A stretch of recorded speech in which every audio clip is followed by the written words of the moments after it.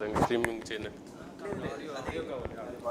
అంటే మనం అక్కడ తీస్తేనే స్ట్రీమ్ అవుతుంది అక్కడ స్ట్రీమింగ్ అక్కడ స్ట్రీమింగ్ ఎక్కడికి అవుతుంది మన వెబ్సైట్ ఐఐటి దాంట్లోనే ఉంటుంది బయటకి మన ఐఐటి వెబ్సైట్లో స్ట్రీమ్ అవుతుంది అవునా అంటే నేను రికార్డ్ చేస్తే అక్కడ స్ట్రీమ్కి వెళ్తుంది రైట్ చేయొద్దు స్ట్రీమ్ అయ్యి ఎక్కడ ఏ డేటాబేస్ మన దాంట్లోనే ఉంటుంది మన ఐఐటి దాంట్లో ఎవరు యాక్సెస్ చేస్తారు ఇది అది మన వాళ్ళే యాక్సెస్ చేస్తారు అది ఇక్కడే ఉంది మన పిఆర్ ఆఫీస్ ఉంది కదా వాళ్ళే చేస్తారు అంతే లైవ్ స్ట్రీమ్ అంటే అక్కడికేనా అయితే యూట్యూబ్లో గట్రా ఏం అవ్వట్లేదు అదే మన ఐఐటి వెబ్సైట్లో యూట్యూబ్లో స్ట్రీమ్ అవుతుంది ఓకే సరే అయితే చేయించుకో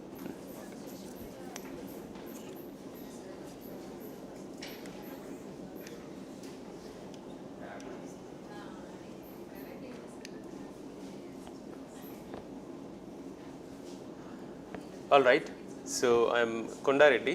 I'm an assistant professor in the Department of AI, IIT Hyderabad. Today I will talk about going beyond classification, the traditional way of using computer vision models to diagnose certain healthcare conditions.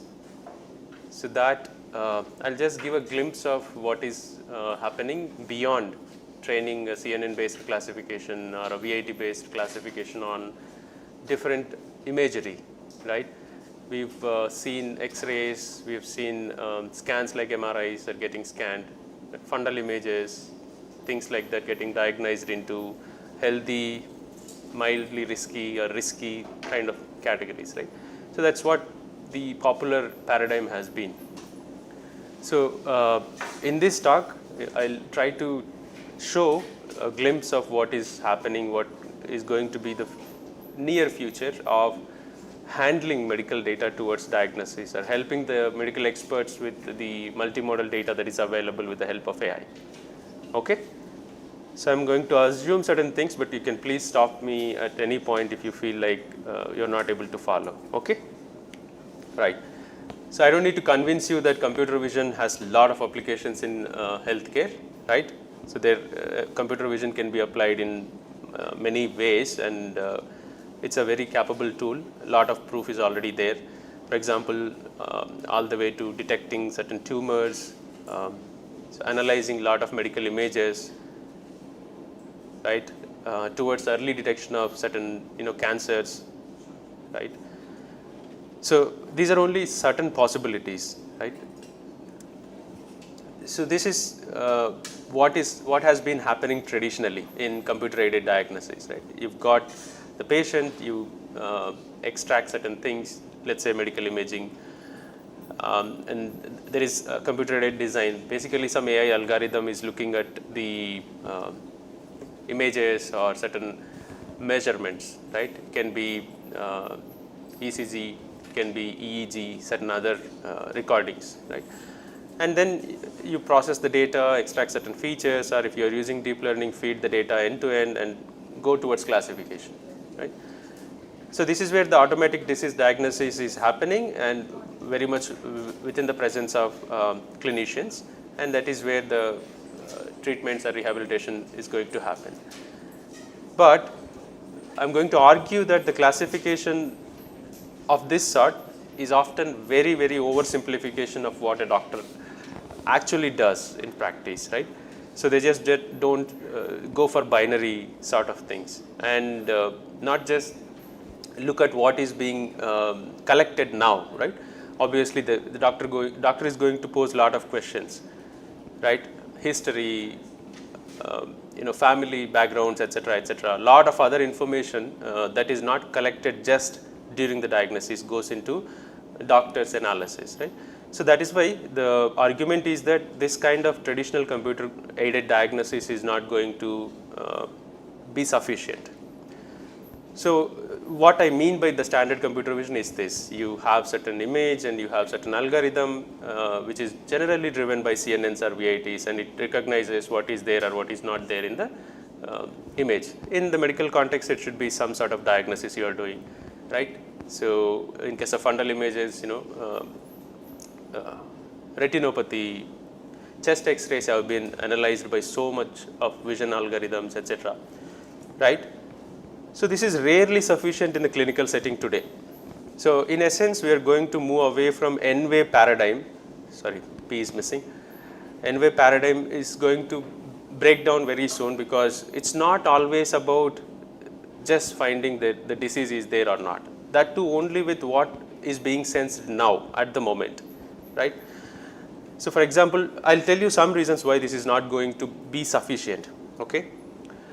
So in ImageNet setting, so I hope everybody is familiar with ImageNet. ImageNet is basically a visual challenge, recognition challenge, wherein 1,000 classes are there. Each class has about 1,200 images for training, and overall 1.2 million images are there. It's a supervised learning problem. You train CNNs, you train VITs to solve the classification problem. Pretty much most of the benchmarks have equal number of samples in all the classes, right? So that is what we typically face in the normal computer vision, right? But in healthcare, often we suffer long tail data distribution. What I mean is the samples for each class, on the x-axis you have class index, and y-axis you have the number of samples collected. You have lot of data for certain conditions, very small amount of data for certain other conditions, right? There are always rare diseases. There are always certain diseases that are not very frequent, and there are a lot of healthy people in the society than unhealthy people, right? So this kind of long tail scenario warrants a special approach, not just this kind of a familiar popular standard CV that we do in the balanced setting, right? So this is one reason why we may have to move away from this popular paradigm. Another thing is that multi-label problem. See, unlike ImageNet, where images have single object, where the images have always more or less they have single label, but in general when a patient comes, there is rarely just one thing, right? Obviously, for example, you take an X-ray and make an algorithm look at it, obviously there can be many more things that can be possible simultaneously, right? So in this setting, although multi-label classification is possible, the vocabulary is fixed. For example, you are training a model. The model is trained not to predict one label, it can predict multiple labels. You can manipulate by using certain other objectives than cross entropy, etc. You can ask the annotations to be multiple for each image, and you can train, but obviously it is limited to that fixed vocabulary. You can't go outside the vocabulary. Open vocabulary you cannot do, zero shot you cannot do. So that is why this is another reason why we should go away from a standard CV setting where you take a CNN or a VIT, train a supervised data set. Another reason is localization and reasoning. For example, classification, basically one label is what is sought, right? And the label is global. That means the entire content of the image is assigned that label. But in practice, a medical expert, for example, a radiologist, doesn't simply say when he or she is analyzing such a image, they don't simply go for single label like cancer, right? There is a little more than just the label assignment. For example, in that case, in the case where a radiologist is looking at a certain image, he or she may go something like this. There is a 2 centimeter speculated mass in the upper lobe of the right lung, adjacent to the pleura. This is something a little more dense, little more informative, little more, opened, right? So that is why you just don't worry about predicting the label, but a denser description where the things are getting localized, and a possible reason is also associated in the name of the label, right? So what I'm saying is that in general, the labels we have seen are just words: dog, cat, laptop, pen, things like that. But in medical imaging, you may have a denser description as the label. That is what we may be looking for. That is why the traditional computer-aided diagnosis is not just sufficient. And another reason, loss of clinical nuance, right? So medicine exists in shades of gray. What I mean by that is, if you look at diagnostic reports, right, they don't commit to anything. Very rarely they commit to likely this thing, observed this thing.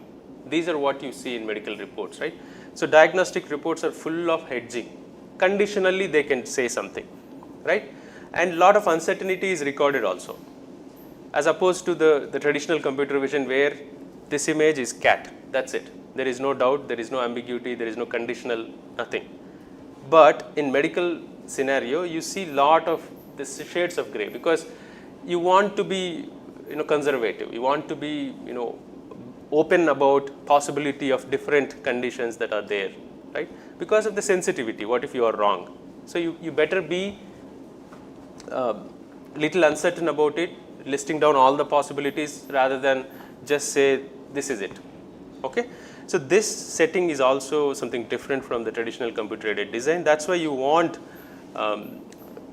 models that are accommodating to this kind of scenarios. Okay, so in short, classification forces hard choices. We don't want that in medical, in healthcare particularly, right? So we don't want to discard that important part of the diagnosis, which is basically the confidence and the differential reasoning. So there may be multiple other conditions that are possible, and you don't want to rule them out by simply predicting one such label, right?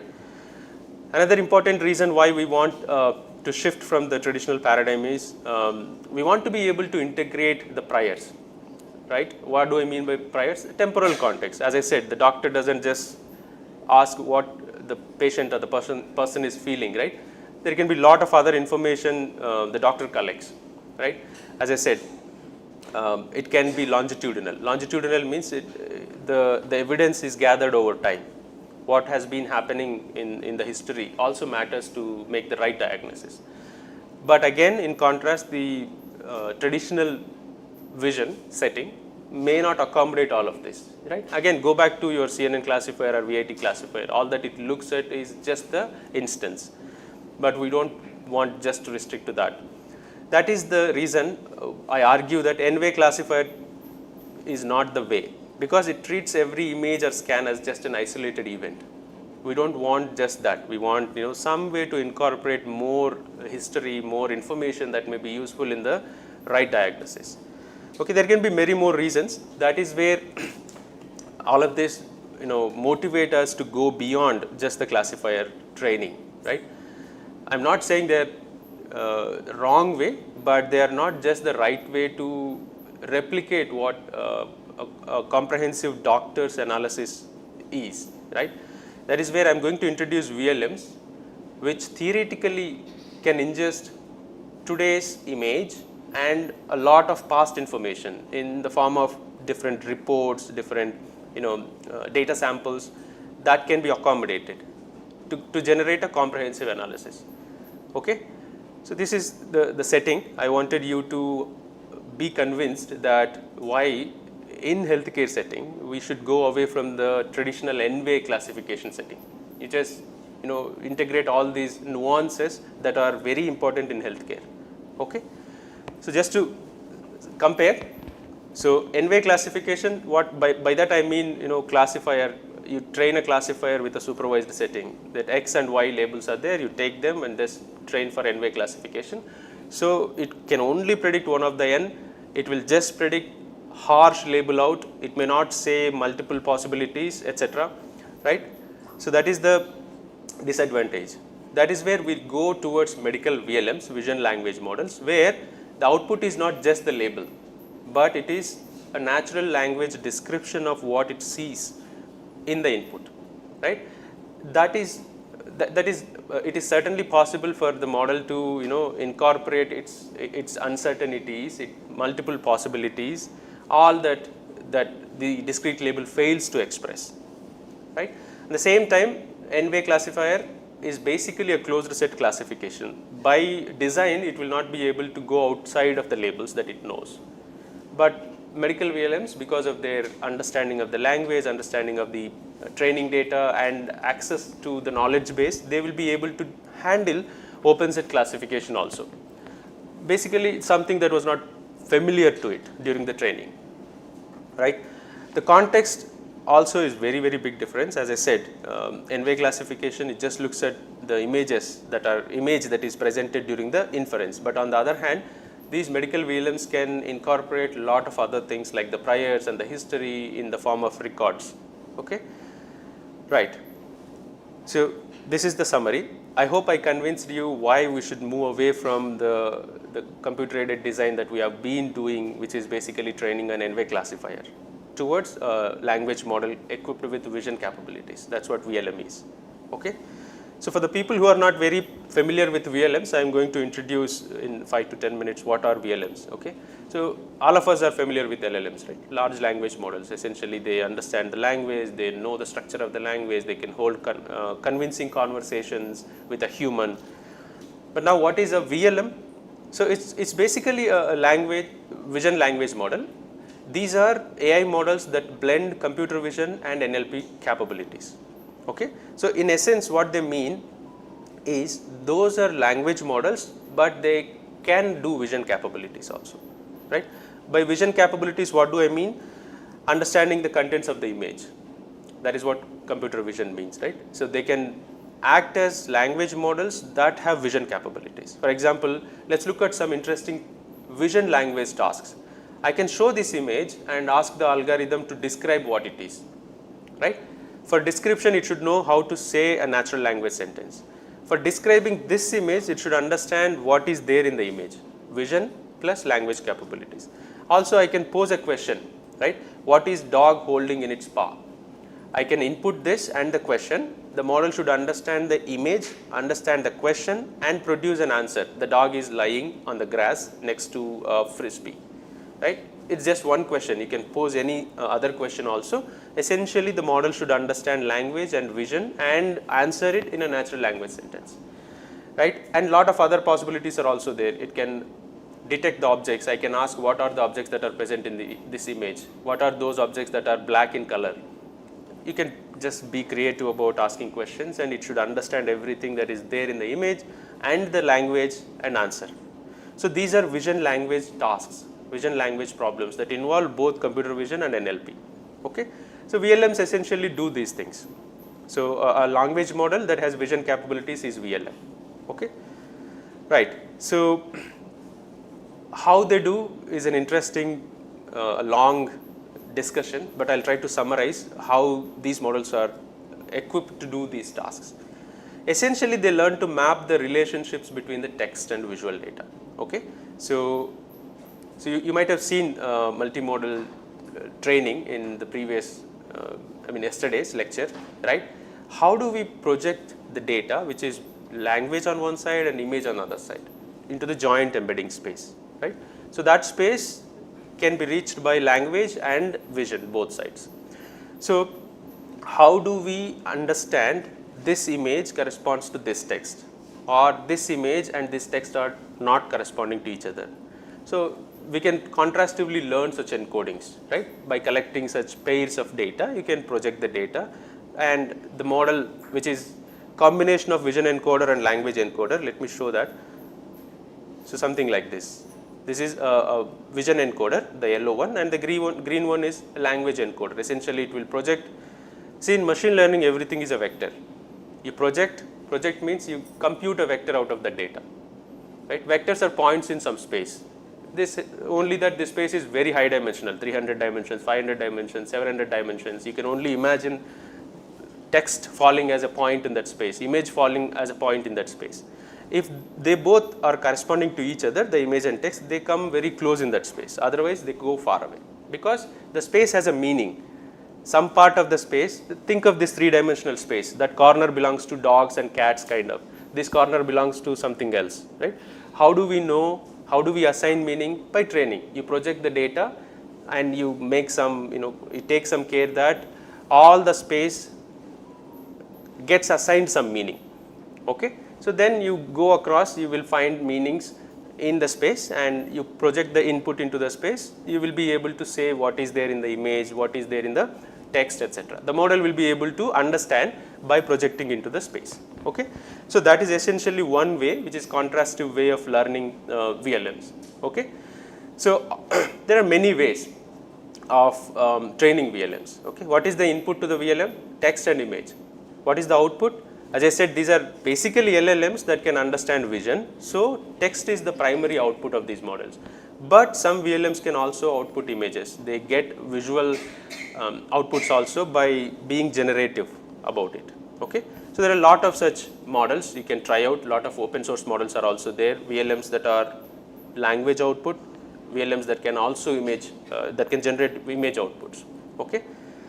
So essentially you need to think of the encoders and how do we make them interact, and also how do we train them. Okay. Again, this itself is a very vast area I don't want to get into, but for the people who are interested, just understand that there are three important aspects. How do we project the data into the space that I talked about, and how do we make the models interact, the encoder and the vision encoder and the text encoder, and how exactly we go about training them. What is the training data, what sort of losses do we use, how do we use the pre-trained models that are there, etc. Okay. So for vision encoding, I'm sure you might have already, you may be familiar with CNNs and VITs, right? How do we convert the image into a vector?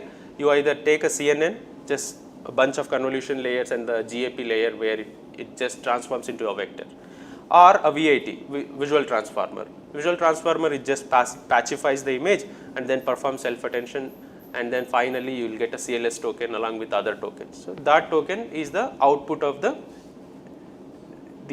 or encoding of the image. The same happens for the language. There is transformer, it takes the sentence as input, each of them goes into self-attention, multiple such encodings happen, and you will get one final encoding. Okay. So those are popular vision encoding and language encoding today.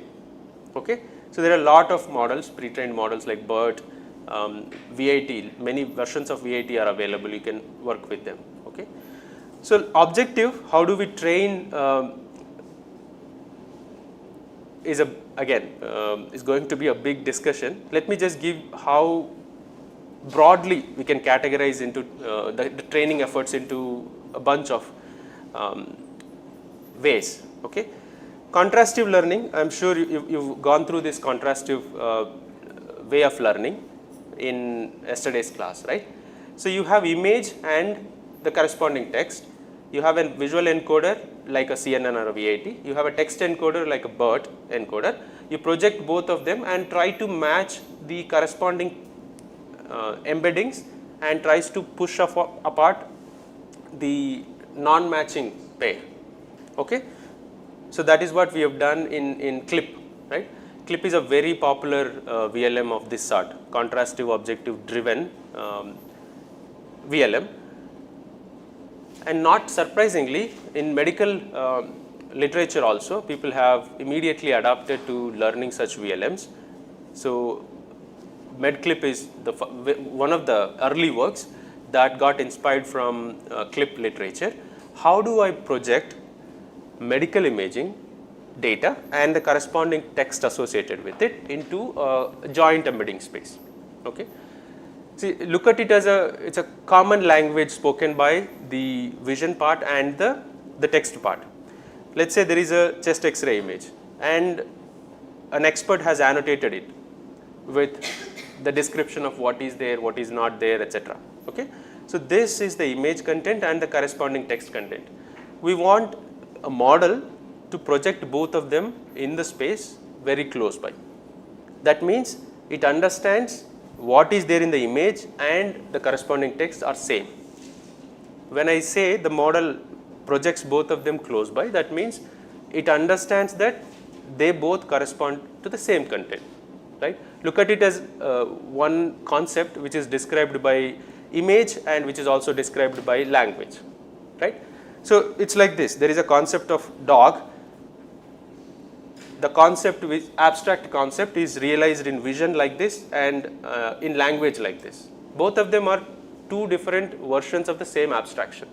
So you have to project them, you have to make the model understand both of them mean the same semantics, right? So that is what essentially is happening in MedClip. So why is it required? What is the use of such model? Let's say there is this zero shot, okay, I'm not getting into the details, how exactly the training is done, etc. It's very similar to what we have done in CLIP. Essentially, you have lot of data collected. There is a notion of correspondence between the images and the text. Okay, images here can be the X-ray images or any other scans.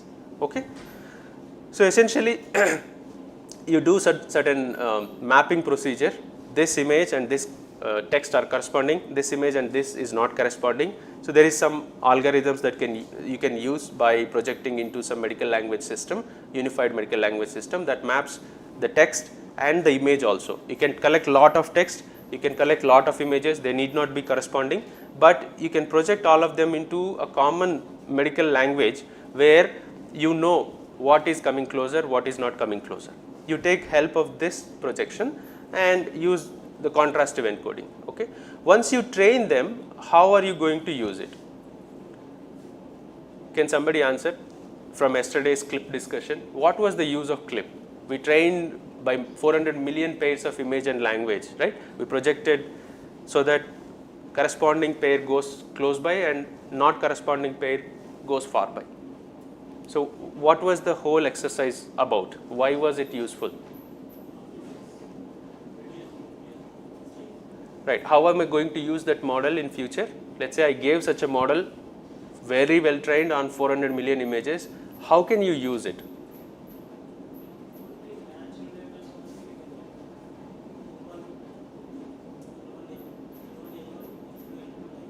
Right. So in practice, can you say an application where you can use it to build something of your own project or problem? So zero shot classification, for example, you have an image, you don't know what is there. You don't have any data to train your own classifier, right? In that case, what you can do is that you can project the text. Okay, let's say it can be one of the 10,000 classes. So you project all the 10,000 classes into the space. They will fall in the space because it is all meaningful. As I said, dogs, the dog word falls this corner, laptop in other corner, some other word in somewhere. Now you project the image also. The image will fall somewhere else, right? And then look at which of these 1,000 words coming closer to the image. Because the model knows to bring vision and language close by. You projected the language first and then you projected the image. Wherever the image falls, look around, what word is there? The word also belongs to the content of the image. So that is how you assign label to the image. What did we do? We just projected words. Words are okay. Words are easily available, right? I can just take English dictionary and project all the English dictionary into this space. I know which part of the space is called what. Now whatever image you want to classify, you project, because it has both language encoder and the vision encoder, right? So this is how I projected. I projected all the English language here. They will come and fall in the space. Now the image, I want to understand what is there in the image, I will project that image. Somewhere it also falls, right? And just look around what is the word that is close by, I'll just assign. That is the content of the image. So it's so powerful. Without having anything, you just can classify any image because the encoders will understand the language and also the vision content, right? You just project and see what is the meaning of the space it is falling. And it happened in the medical clip also. Essentially, it enables zero shot prediction. This is called zero shot prediction because you don't have any training data. Without zero training data, you're getting classification done. I just showed an example, right? So that is why it is very, very important capability of the model.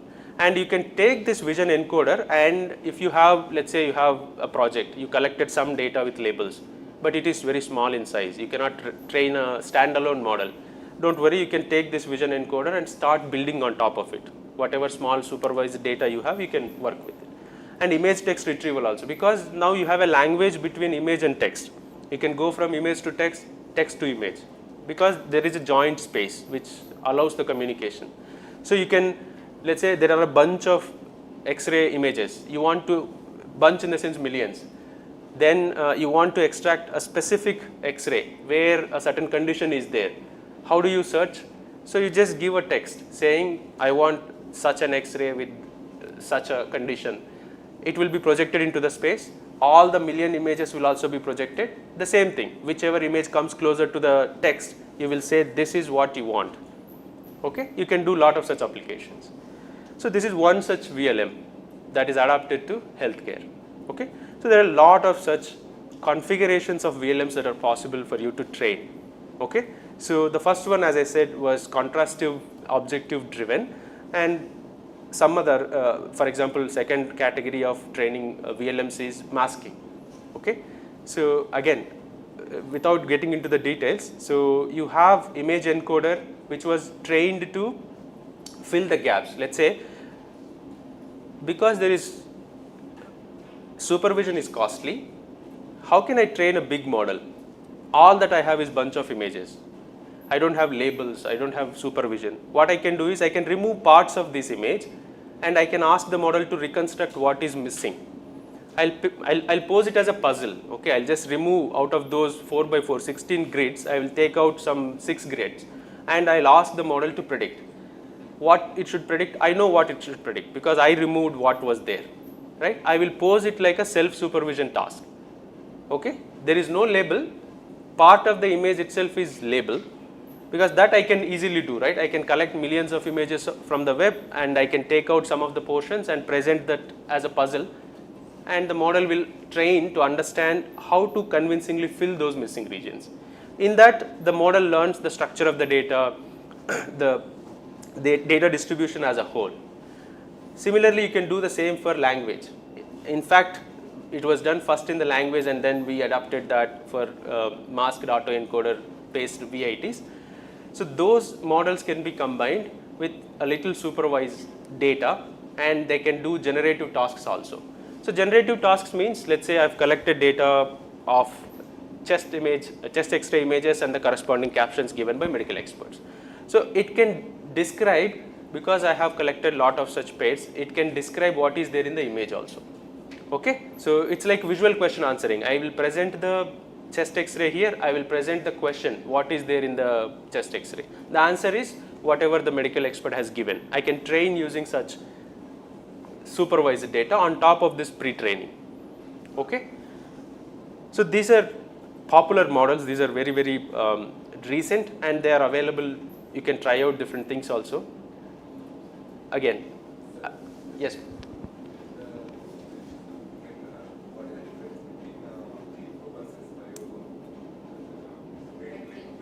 Right. So it is particularly trained from the data related to healthcare. The clip was not like that. Clip was trained on general purpose image and corresponding text from the web sources. So here we are using the data specific to medical domain, healthcare domain. That is why. Correct. Correct. Right. In spirit they are same. But as I said, there is a small difference also, because in medical domain, paired text and images are very small in size. That is why they said there is a unification procedure. So they will map the text and the images separately into a unified medical language. So what it means is that I don't know whether this image and this text correspond to each other. They are not paired. So what I'll do, I'll just understand what is there in this, what is there in this. A third party matching is happening. Okay. So based on how similar, so how do we get that? That is a different part. Essentially they map the text and image into unified medical language system. There is a unified medical language system which enables to understand what is there in this image and this text, but in a very coarse way. It is not in a dense way. It is only one hot vector encoding way, whether this has or this doesn't have, some sort of a one hot vector encoding. Okay, so this is a proxy for a supervision. But in normal clip, because if you browse images, web pages, you will have image and corresponding text. Lot of such pairs were easily available. They didn't need this. But in medical context, they don't have such 400 million such pairs. So they had to do some engineering there. But essentially, the idea is same. Right. So for example, so Visual BERT has been adapted to medical context also. So they had collected such pairs, however small they are. They have used both the masked autoencoder for vision and also BERT-like encoders for language. Because of the visual question answering sort of data, it was possible for them to fine-tune this decoder to answer the answers for those we QA. Okay, so in essence, what this model says is that if you can give me visual input and a corresponding question, the model, it is possible for us to train the model to give away the answers. How did we have that question answer pairs? We have to collect that part. We need at least some part of that data. Okay, thanks to a lot of literature, textbooks, online sources, research publications, we can pool a lot of such data, at least a good amount of such data, if not a whole lot of such data. Okay, so it is possible to fine tune or translate the developments of general VLMs into the healthcare VLMs. Okay, so in principle everything that is possible can be brought up, but we need to make certain changes to fit to the healthcare setting. Okay, so this is also another popular VLM which is called Lava. So Lava, what it does is basically uses pre-trained models for language and vision and uses another LLM to which generates the data to fine tune this. Okay, so let me give an example. Let's say this is an image. Okay, the image has a description, a group of people standing outside of a black vehicle with various luggage. Luggage surrounds the vehicle in an underground parking area. So it is just a description of what is there in the image. Okay, now I can ask a LLM to create more question answers on this setting. Okay, because I have given a paragraph, an LLM can always give me a question and possible answer, a question and a possible answer, right? If I give you a paragraph, you can always prepare question answer pairs, right, based on the content what is there, without looking at the image. Okay, it's only the paragraph description is given to GPT-4 and the GPT-4 can give us question answer. What type of vehicle is in this image? Clearly the paragraph mentioned it is a SUV, right? The answer can be image features a black sports vehicle, sports utility vehicle SUV. And similarly, what is there surrounding the vehicle? I just read that there is luggage surrounding it. So that can be another question and so on. LLM, if you want to do it manually, it will take a lot of man hours. We don't want to do that because LLMs can cheaply do it for us. Okay, there is noise, yes, there may be sometimes errors. We trade that noise to scale. We can generate millions easily. 10%, 20% can be erroneous, it's okay. We can live with the 80% other accurate things. So what they do is they generate lot of such question answer pairs which can be used to fine tune this. Okay, now I can pose the question, I know what is the expected answer. So I can train for the model to give that expected answer. Okay, this is the general purpose Lava model. Okay, I have a vision encoder, I have a language model. I can combine both of them using the self-attention procedure where I can feed the question, I can feed the image, and I can see whether the model is giving the right answers or not. How do I know the right answers? Because I generated the question answer page, so I know. The only difference is when I generated these question answer page, I was only giving the language, but now I can, without giving the language, I can provide the image and the question. I am not providing this whole description. If I provide the description, it can just cheat, right? We want the model to only look at the image and tell the answer. Okay, so it's how the training procedure happens. Okay, and the same can be done for Lava, medical Lava. So this was not for the medical images but the general purpose, but the same model can be adapted for medical setting. What do? We can leverage a large scale broad coverage of biomedical figure caption data set. Okay, so there are, as I said, there are textbooks, there are literature, research, etc. related to the medical healthcare setting. We can go through all of them to get the figure caption data set. Okay, so which is available from PubMed Central. Okay, and we can use GPT-4 to self-instruct open-ended instruction following data. Exactly what I'll show this. Okay, so this is one such caption. I can use this caption and take help from an LLM to generate question answer pair. For example, you can see here where is the lesion located. Because there is a clear description of all about that, the model can generate question answer pairs, and this will be used to train a med Lava. Okay, so what is the difference? We had a Lava which can do visual question answering on general purpose images. We are fine tuning it to perform on medical images. Okay, how are we getting the data? That is where you want to understand. We are taking help from another language model. How can it generate question answer pairs? Thanks to some of the literature, some of the textbooks where such data was available, we collected all of it to generate question answer pairs. Essentially it is conversation, and we are using that pairs of question answers to fine tune this general purpose model to become a medical purpose model. Okay, so essentially this is what happens. Again, I am skipping a lot of nitty-gritty details, but essentially in philosophy we are taking a normal law. By conducting medical instruction tuning, we make it medical law. Now it understands the contents that are present in medical images, and it can hold a conversation about the contents that are there. Okay, earlier it was just a general purpose vision language model. It was able to understand what is there in the image and hold conversations in a natural language about the contents, right? Again, these are only, you can look at them as proof of concepts. Okay, it is not like the problems have already been solved, but I want you to understand that a lot of what is desired in the real practical medical setting, which was not offered by the traditional computer aided diagnosis, is possible now, right? Because the model can conduct natural language output. It is not just committing to one label, right? That is what we wanted to move away from. We don't want to commit to just one label. We rather want to give away all the possibilities and encode all our confidences and uncertainties as much as possible. Okay, so this is one model, which is Lava Med. Basically, yes, please.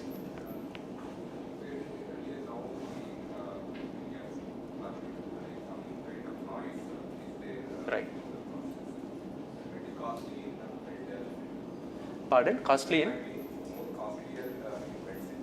Absolutely. I completely agree. But then we have to start somewhere. Yes, we cannot stop until we get all the pristine data, right? This is one way we started. We understand where it is failing. We go back and refine all the noisy inputs, and it will be version after version it will come out. Absolutely agreed. Yes, that is one of the challenges. We don't know how pristine the data we are using to fine tune. We'll start somewhere. We go back and remove what we don't want, add what we want. It happens iteratively. Yes. As I said, these are no way mature.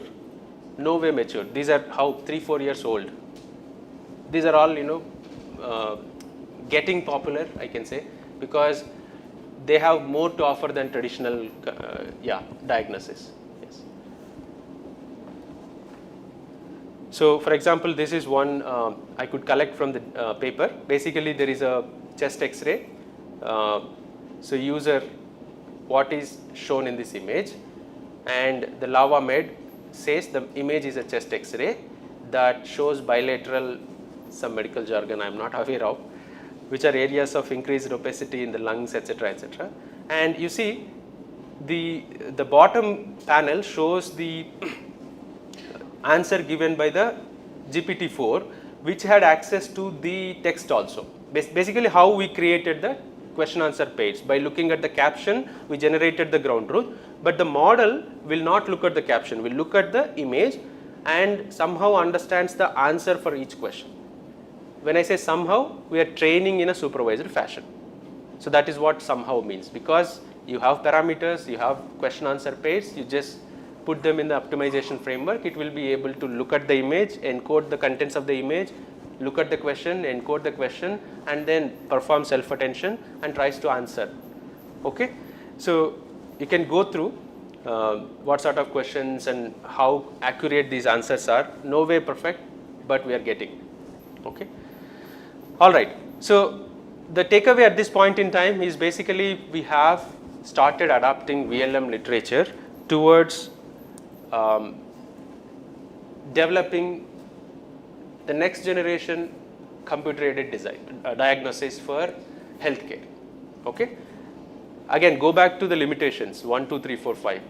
Committing to a fixed label we don't want, and what else? So we want to encode the uncertainties, etc. Multiple labels are possible. All of that is very much possible here because the natural language output can do all of it. right? And most importantly, we just want to consider longitudinal also priors that are available, right? What do I mean? I want to incorporate all that is available, not just images and text. There can be a lot of metadata, historical data, other signals like EEG, ECG, other tabular data, not just images, right? That is where we go towards foundation models, wherein multiple modalities are possible to be incorporated in the training and in the inference. Okay, so essentially you are looking at different aspects, different sensor data from the patient to conduct the diagnosis, right? That is what happens, right? You have blood tests, you have X-rays, you have other parameters measured to perform diagnosis. So how can we go towards that? Is the comprehensive framework going beyond medical VLMs. So that is where I say it's called generalist medical AI. Again, I'm not promising anything, I'm just showing that there are attempts towards incorporating as many modalities as possible, so that, see, there is complementary information coming from everybody. Blood tests say something, X-rays say something else, some other test something else, so why not incorporate all of it? How can we model such a multi-model AI to incorporate all these things towards a more robust, accurate diagnosis? Okay, I'm not discussing any of that, but I want you to imagine a complex multimodal architecture that is possible going beyond imaging and text. Okay, so there are a lot of aspects you need to think of. Okay, as one of the participants was rightly pointing, there is noise. How do we benchmark? How do we say whether these are free of any bias, any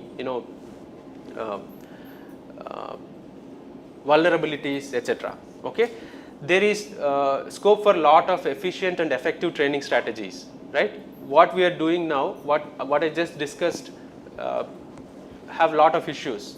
They rely on a lot of existing things which suffer a lot of drawbacks. Okay, so how do we go about aligning them in a better way? How do we perform distillation, which is required to train better models, smaller models? All of that is just being investigated at this point in time. So most importantly, benchmarking. Okay, so how do we benchmark these models? I can say I trained a VLM that performs medical question answering, visual question answering, but how do I benchmark?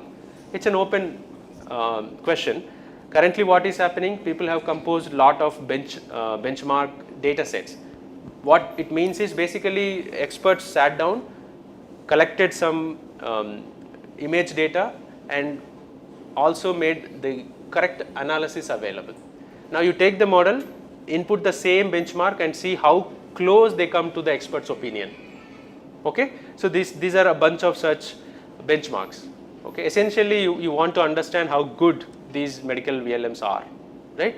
So think of them as tests for them, how good they are doing.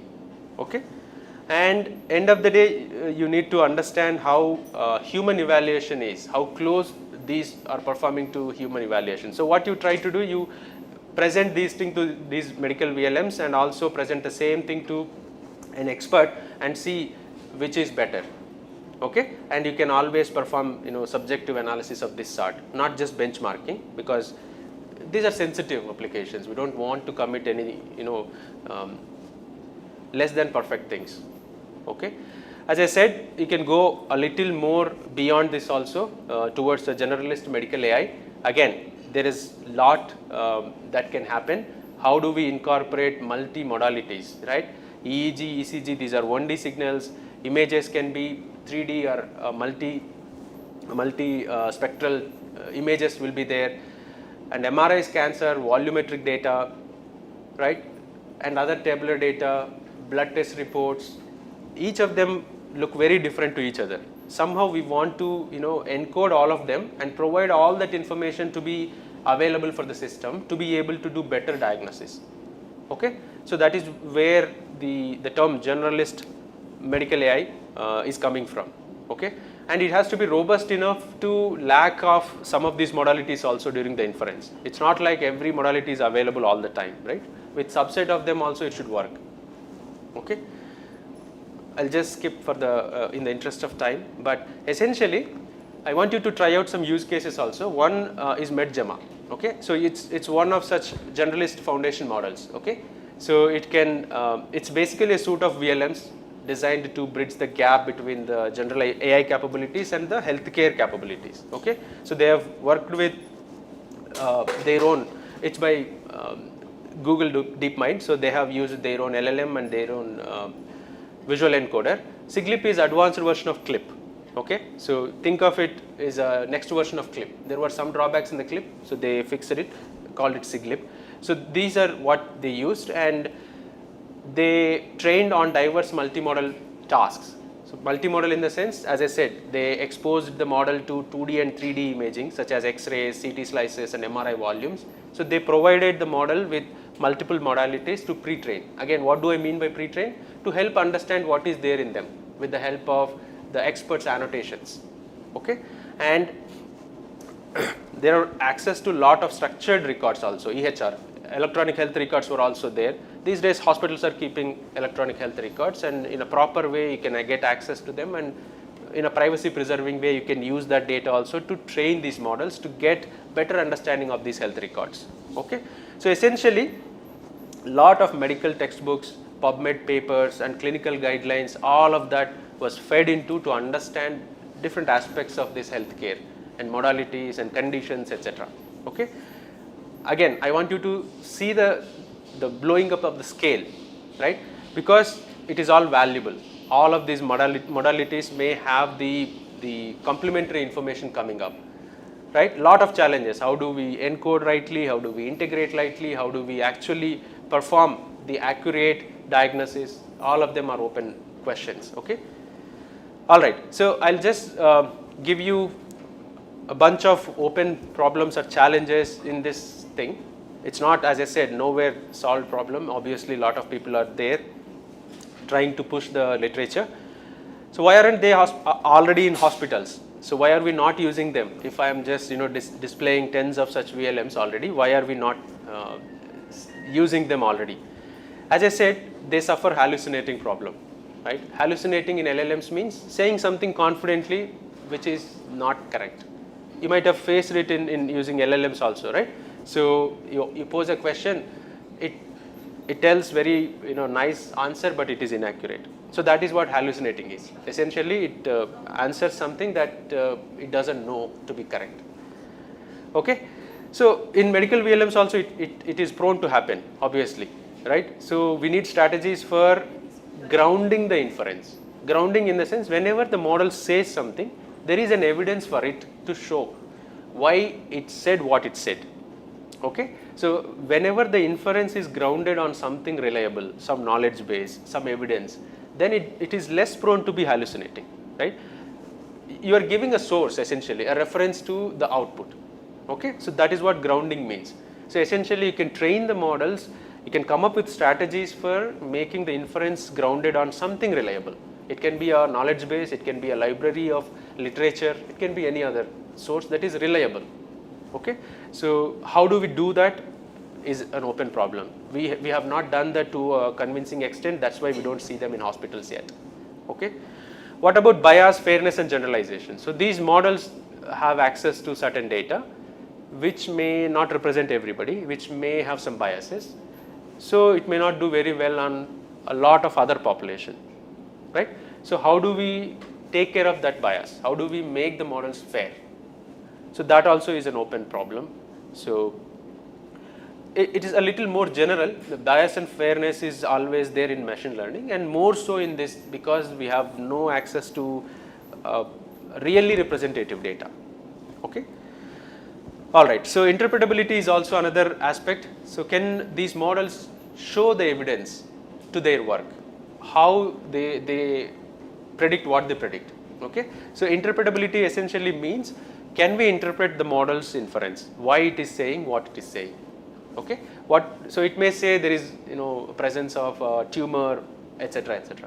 So can we ask the model and extract the reasons for it, explanations for it? So that is also another interesting aspect of the research, interpretability or explainability. So there are gradient-based visualizations which are prone to errors, which are prone to attacks also. So we need some natural language oriented interpretability algorithms or tools. Okay. Finally, there is regulatory validation also. So how do we validate these models and put them in action in practice? So there has to be a proper set of guidelines for governments to come up with. Let's say a lot of companies may be working on, but who will validate them? Who will allow or rate them before they are already used in the hospitals? So this also is difficult. It's not easy. For experts, you can conduct exams and say he passed or she passed, but AI, how do we validate them to be used in the hospital? It's an open problem. We don't know how. All right, I'll stop here. So just to summarize, so I want you to go home with these takeaways. So far, we have trained a lot of classifiers for medical imaging analysis, and that's going to be history. That may not be sufficient. You just don't work with supervised data with n-way classification anymore. You want far more than that kind of a scenario. Okay?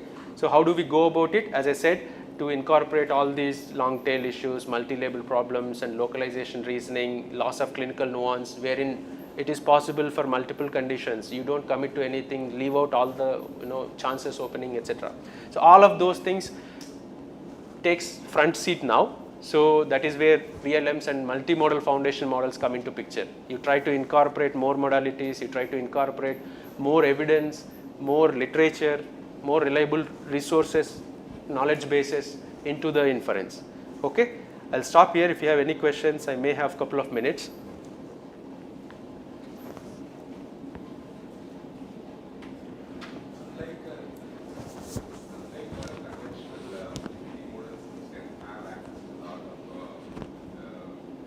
Data.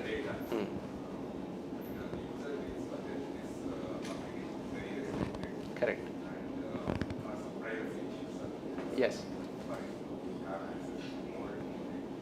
Absolutely. So the question is how do right.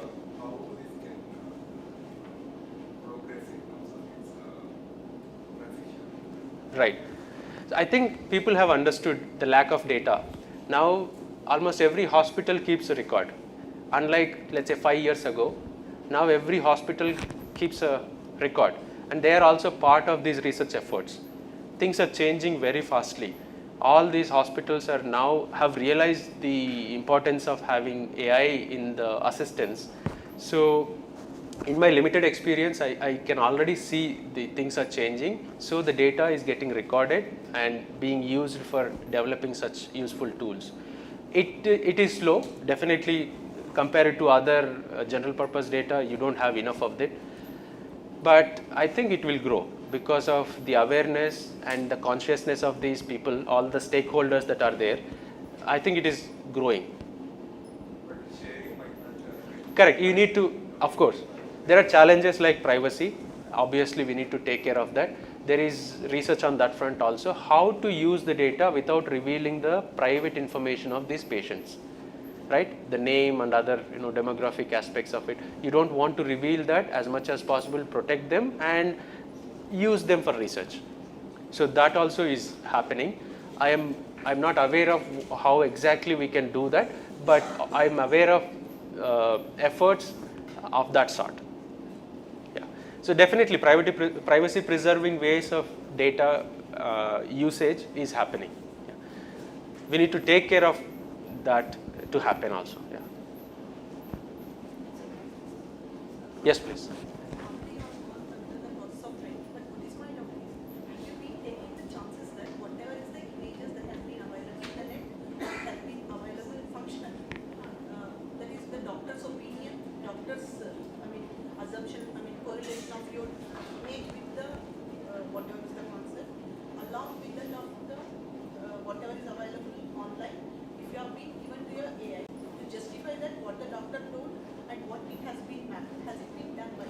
Right. So that is part of the benchmarking. So that is, so for example, these benchmarks are designed to do exactly that. So there is a bunch of chest X-rays, and experts have given what is there, what is not there, and they will be posed as exam to the AI. and whatever they speak is compared against what is annotated by the experts. So they are used to rank or understand how good this AI is. So if it has been there with you, then to what extent the images available in the internet are reliable? Up to now, whatever is your research that is coming. So we don't generally use something that is there on the internet, right? There are benchmark data sets which are collected with a purpose of research, right? So we go and work with only such data set where things are more reliable. That's what, because you're telling that whatever is available may not be trustworthy images or something, maybe itching is there or something is there. Right. In that case, if you have made a trial on some of the databases, maybe EEG, maybe X-rays, whatever, is there that research has been with you that this part of the data set has shown a reliability of this much, so that we can adapt to that database and we can go further for our research or something? So we work in this way, we work with only 100% reliable data. So somebody has to say that this data is collected and the annotations that are available can be used for your research. Thankfully, there are such data sets for almost every problem. I may not be, I'm not sure, but most of the problems that we are working with, there is certain authoritative resource we go to for downloading the data and working with it. So it is better that way because somebody endorsed that this data is reliable. So develop models on this data. So part of that we will keep it aside, and after training we will go to this part called testing and we see how well we are doing on this. Right. Generally for different models, what is the appropriate division? Is how best your AI systems are going to work when the division has been 80-20 or 70-30? What is that? What is your experience? So there is no hard and fast rule. Generally some data sets give right away, this is the testing part, this is the training part. Not like that. Your experimentation, what I'm asking is, what is the best, not I don't want to say the best, so what is the worst case of training percentage versus testing percentage? I mean to say if you are having a data set, then what must be the training percentage worst case and what's the best case? See, this we cannot answer that. So basically the purpose of having test set is understand how well your model is doing, and the more the better. But at the same time you can't take away a lot of data as testing because first you need to develop a model. There should be enough data for training the model. So the short answer is no such answer is possible. No, up to now, generally what you are taking in your labs is the experience what we were going to take from a Indian institute. Right. What is your approach? So as I said, certain data sets, they decide this is the training part, this is the test part. If that is there available, you don't have to worry, just do whatever. If they don't give something like that, you go 70-30 or 80-20. Generally that is what is. Below that is not suggested. Generally yes, because you need to have sufficient data for training the model also. Because already in medical imaging we don't have big data sets, so you can't take away much of it for testing. So, what extent would you say that for a particular modality, maybe for the EEG or particular type of disease, if a personally customized network has been made, which is very simple, yet giving good efficiency, is going to be competitive with the AI? Say it again, personalized. Say if you are going to customize a network, which has been completely made by us, and in that one, very particularly, we have selected some of the very particular sub-channels. I'm talking about the EEG.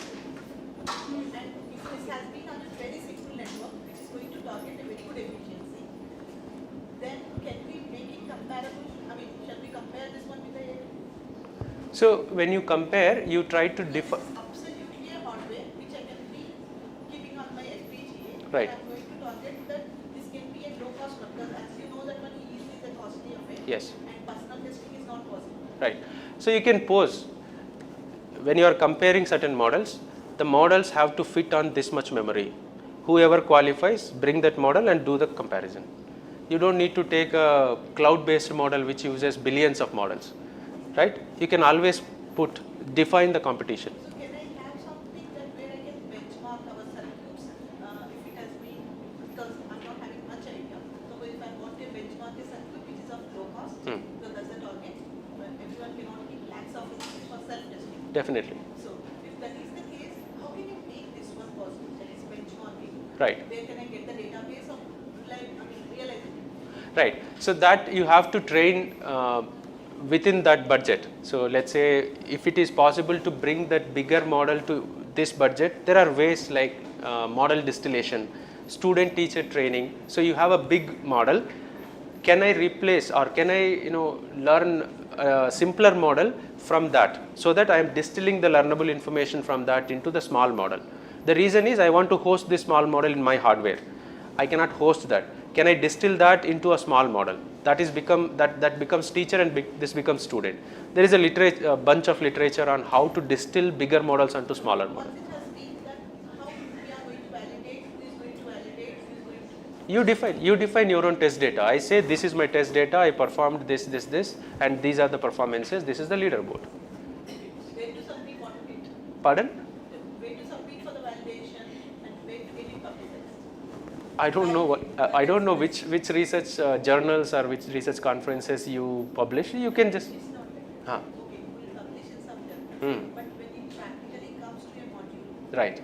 so in that case, what is the next step? Next step is basically you convince that this... Somebody has to some authorization, some standardization, Right. something has to be validated. Right. Unfortunately, I don't know how to take it legally. What is the body that validates for the adaptation of this model in practice? That we are making that one and releasing in the market is not the same. Absolutely. So there has to be some agency like FDA in India also. So somebody has to be authorized to allow to sell this product out or use this product in practice. I cannot help you with that. I don't know actually. Can you get the information from any of your peers? I can put a word across. I can find out if anybody is in that stage of developing. Yes.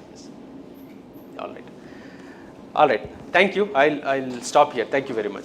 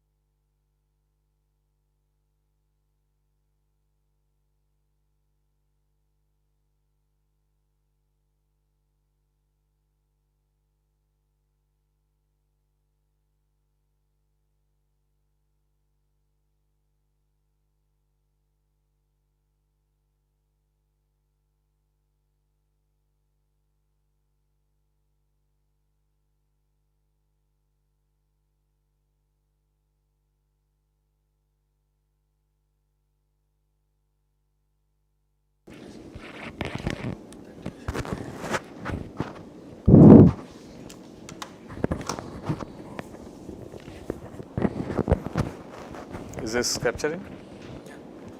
Capturing.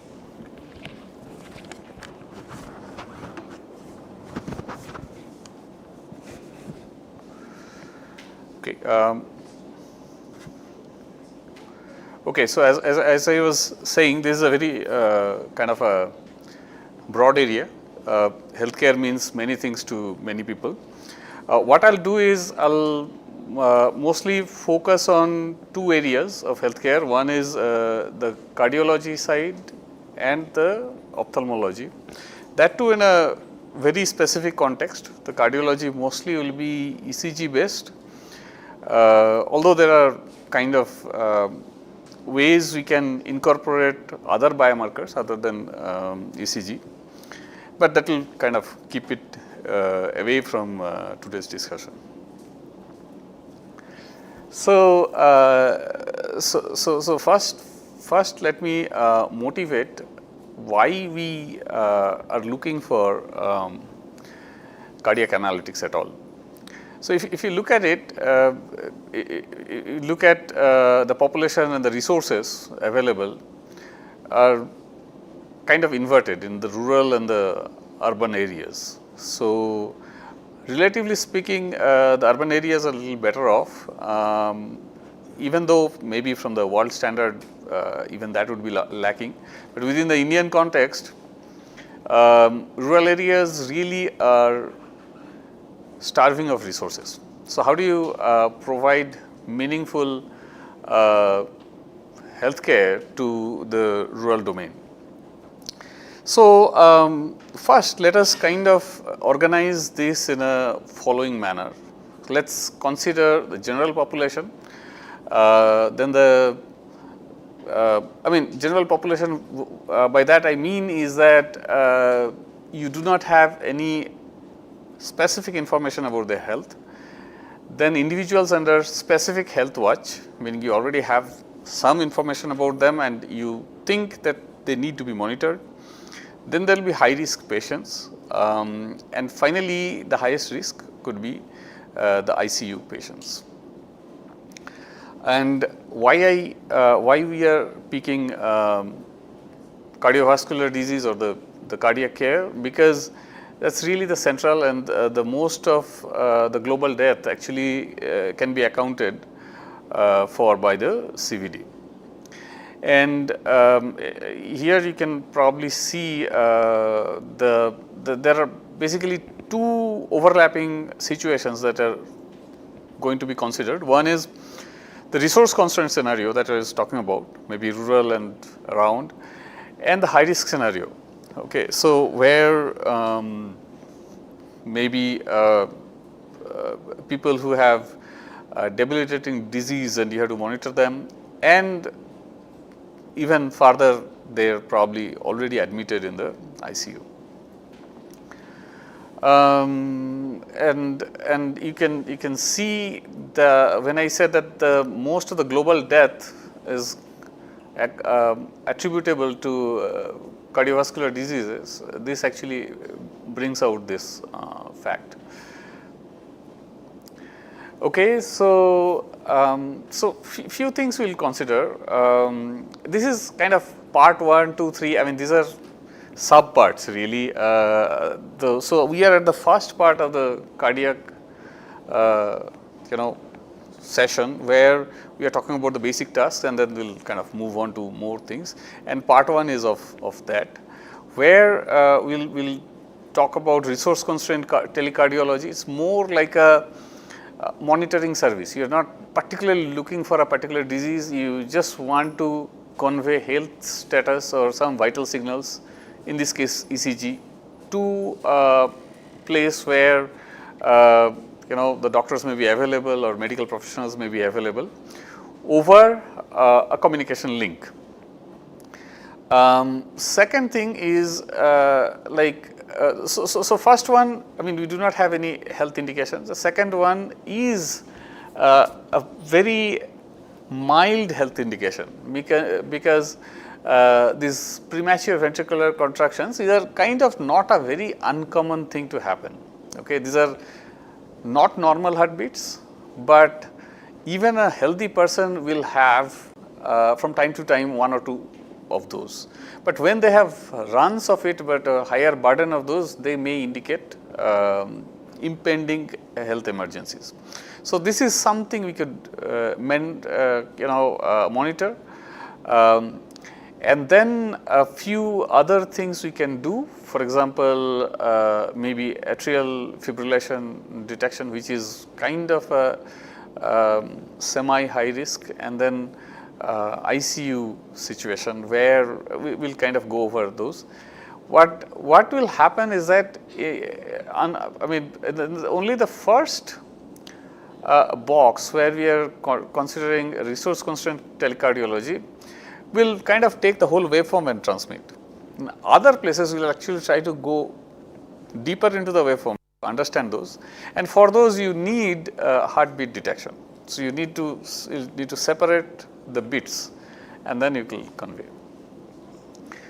Okay, so resource constraint. Yeah, the whole idea here is that if somebody has to go to the hospital, there are two important costs, and one is you have to take the appointment, you have to pay the doctor facilities. Another thing is they have to travel to the hospital, and then a third unwritten cost is that you have to forego your wages. I mean, if you are a low wage earner or coming from a resource constraint. So it's therefore imperative that care comes to you rather than you go to the care. Okay, so that is one of the areas where I think we need resource constraint telecardiology. So a very motivating scenario is the following. I mean, it's a slightly drastic. Think about, say, Northeast, hilly region of Northeast, difficult to connect. Many places do not have roads.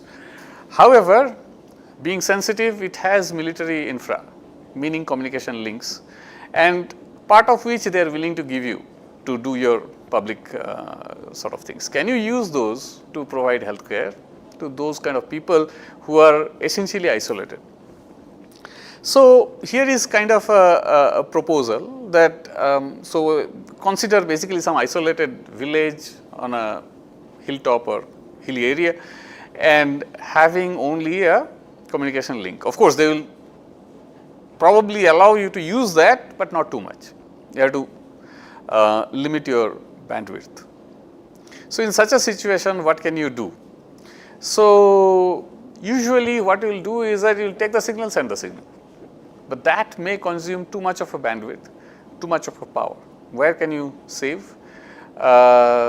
So you can save the following. You can simply say that, okay, so I would look at the waveform. If it is normal, I am not going to send it, because what is the point? If I am completely certain that there is nothing happening, it does not convey any information. If there is anomalous, some sort of anomaly, you do not know what it is, then it needs an action. It has to be sent.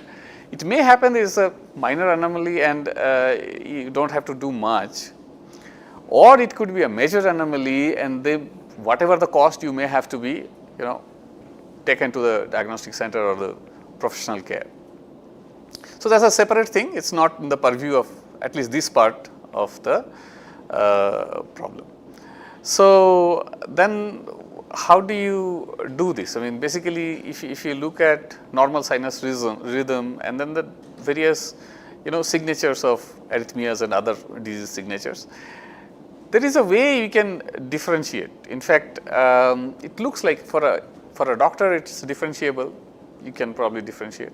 So this is kind of an early attempt for us when we started, and then we did various things like frequency based and wavelet coefficients. And what we discovered, a very interesting thing, is that they actually have self similarity property, like a fractal sort of property. Not fully, but to an extent, and those are measured by something called Hurst coefficient.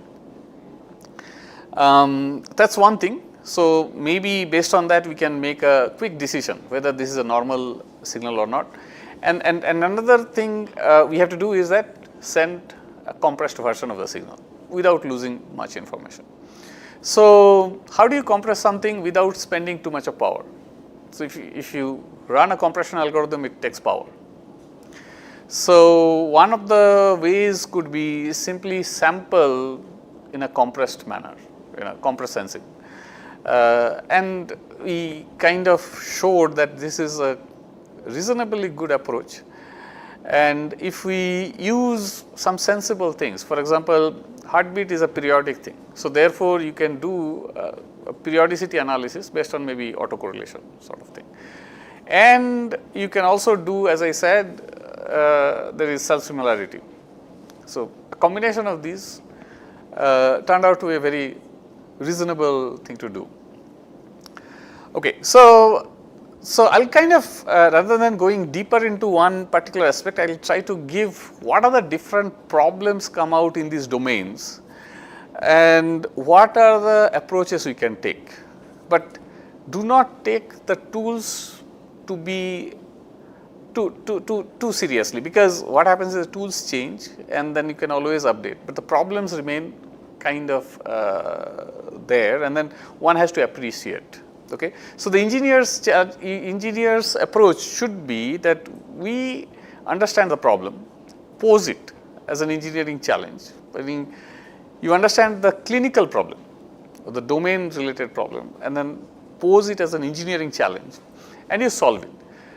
While solving it, of course, you may require different types of tools. Okay. Maybe yesterday you used tool number 1, today you have access to or knowledge of a more advanced tool. Okay. So, the tool chains can be more and more sophisticated, but the takeaway is that you have to have a deeper understanding or appreciation of the context of the problem. Okay. Especially in healthcare, it's not like an abstract problem where you can apply any tool that you like. It has to make sense to the clinicians or the stakeholders there.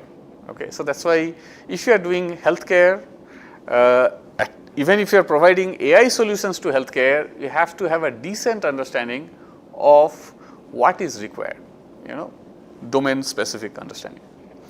Okay. So, the next question, as I said, is that it is a very mild thing. So, premature ventricular contraction. This is a type of bits which are not normal, however, not very rare.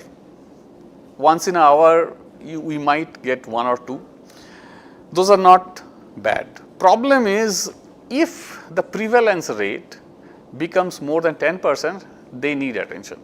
Okay. And there are certain people who actually may have a tendency to have this.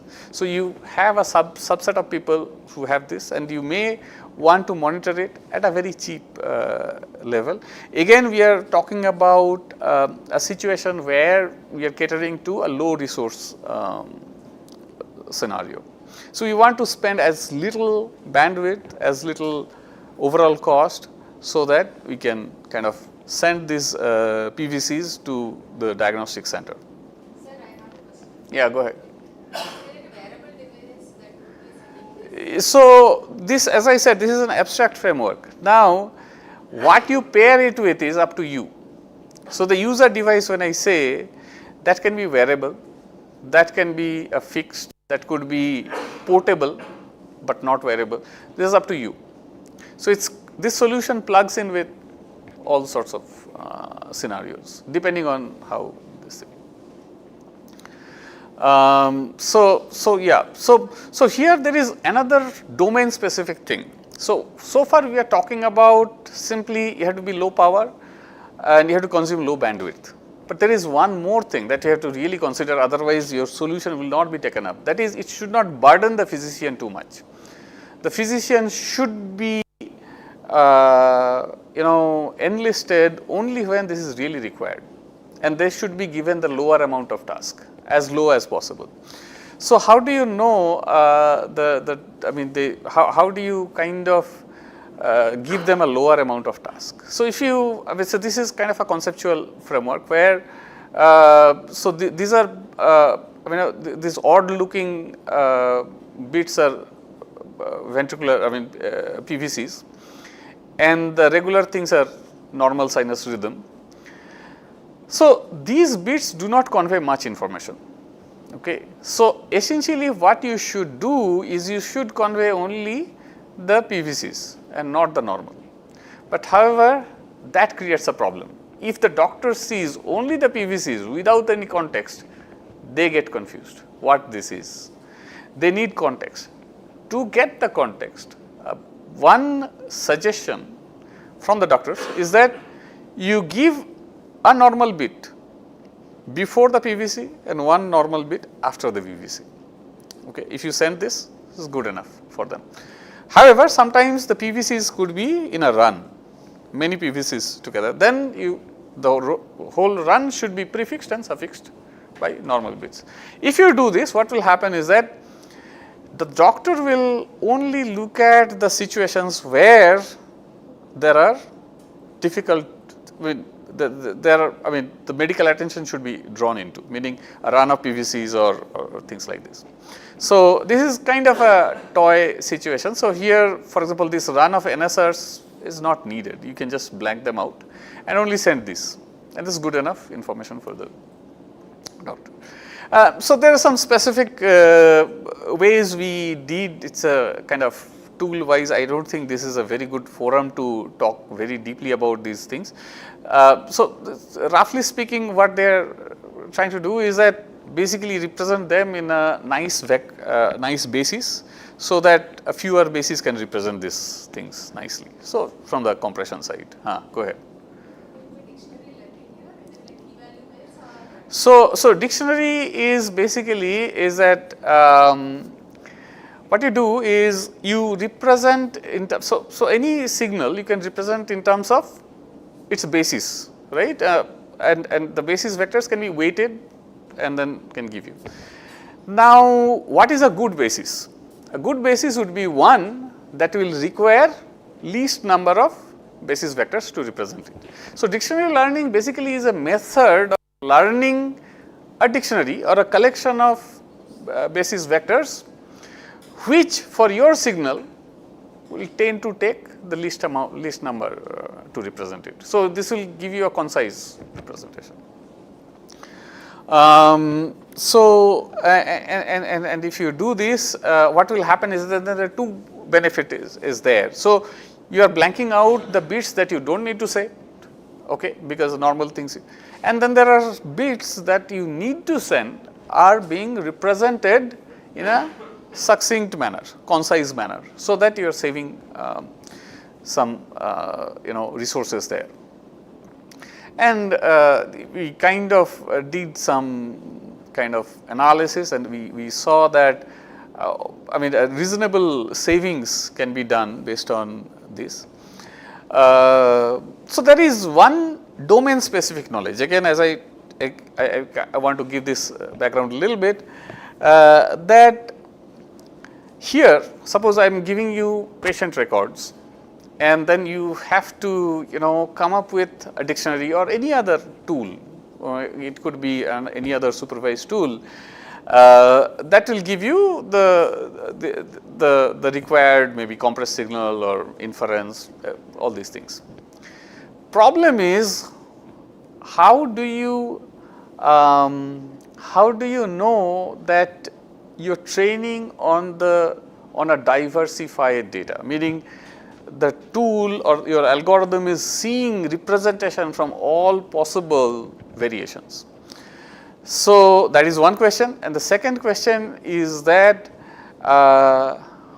it should look at the diversity, but at the same time, when it is tested, it should be on a unseen subject or an unseen vector. So it's kind of a competing challenge. So doctors and engineers have been in dialogue, and then they come up with an idea that okay, maybe a small amount of a patient record can be given for training, and so that will ensure diversity because you are collecting from a vast array of patients. But again, assuming that the patient record is long or the ECG record is long, so it will be sufficiently disconnected from the portion that you got. So it's kind of another domain related consideration that I kind of kept on insisting. In the healthcare, it is not simply a black box to be fitted to an abstract signal. You have to know the context, okay, and you have to communicate to the experts what the requirements are.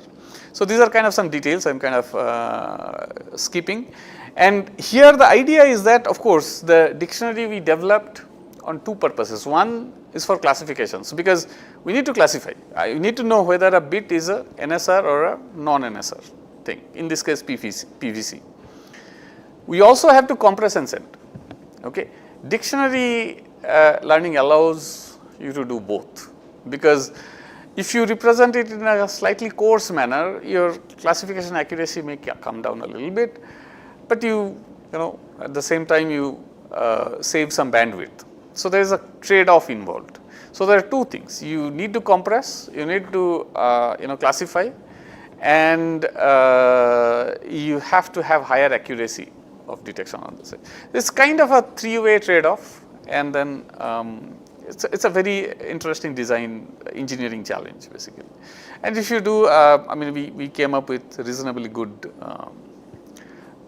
results here, and we saw that in fact with competing things, I mean, so closer to 0, 0 will be the better ones. Our proposals actually have come to a, the regions which are kind of at a good sweet spot. Some of the things here, for example, they look like very interesting, even lower than this, but they are not acceptable because they are not honoring the randomization clause that I was talking about. You have to kind of represent the patients in a random manner, and the test and the training data has to be well separated. These are the kind of some of the schemes that do not really reflect that. So, we should kind of stay with the gray area, and within that I think this thing is doing pretty good. So, the next thing that we talked about, that we'll talk about is heartbeat detection. So far we kind of assume that, I mean, the first part, of course, we are not even doing detection, we are sending the waveform. The second one, of course, heartbeat is detected, and kind of I glossed over that part. You can do the detection using some sort of heuristics, but it is better to do it in a more systematic way. So, we can use actually heartbeat detection to facilitate problems like the one that we talked about in PVC. So, here heartbeat detection in the healthcare context, it means many different things. Okay. So, for example, you are doing an exercise, and then you are probably taking your ECG or the electrical signature of the heart using a patch which is stuck to your part of your body. Now, a patch is a very reliable thing, so that will not disconnect or anything. But in many other situations, you will not probably have such a guarantee. ICU patient is, you probably have seen them, all sorts of things, they will have electrodes placed here, and then the wires connecting to the electrodes. So, they move, things may get disconnected, things may get noisy. The question is, how do you reliably detect heartbeat from such a noisy data? One way to increase the reliability is you use maybe multi-channel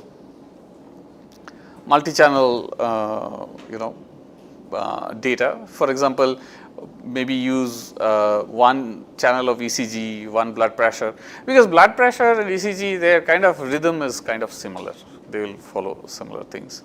Maybe respiratory thing, which is not exactly the same way, but possibly could be useful.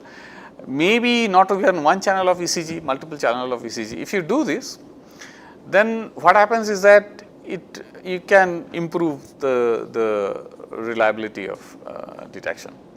So, here there are two ideas. So, there are, if you look at it, there are multiple information bearing signals. Each, in theory, is capable of giving you the heartbeat. There are two choices that you can have. One is that you can say that according to maybe my ECG signal, your heartbeat is this, heartbeat locations are this. Similarly, you can say that according to the BP signal, heartbeat locations are this. So, each channel has information about the heartbeat. So, in theory, you can get heartbeat location inference from each of these signals. And then you can say that if there is a conflict, I can take a poll between them and give the answer. Is that a good idea?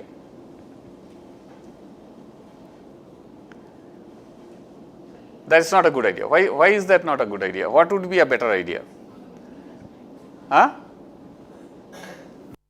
The better idea would be if you can gather information from the first one, second one, everything, and then you can fuse the information and come up with a single inference. That would be more robust.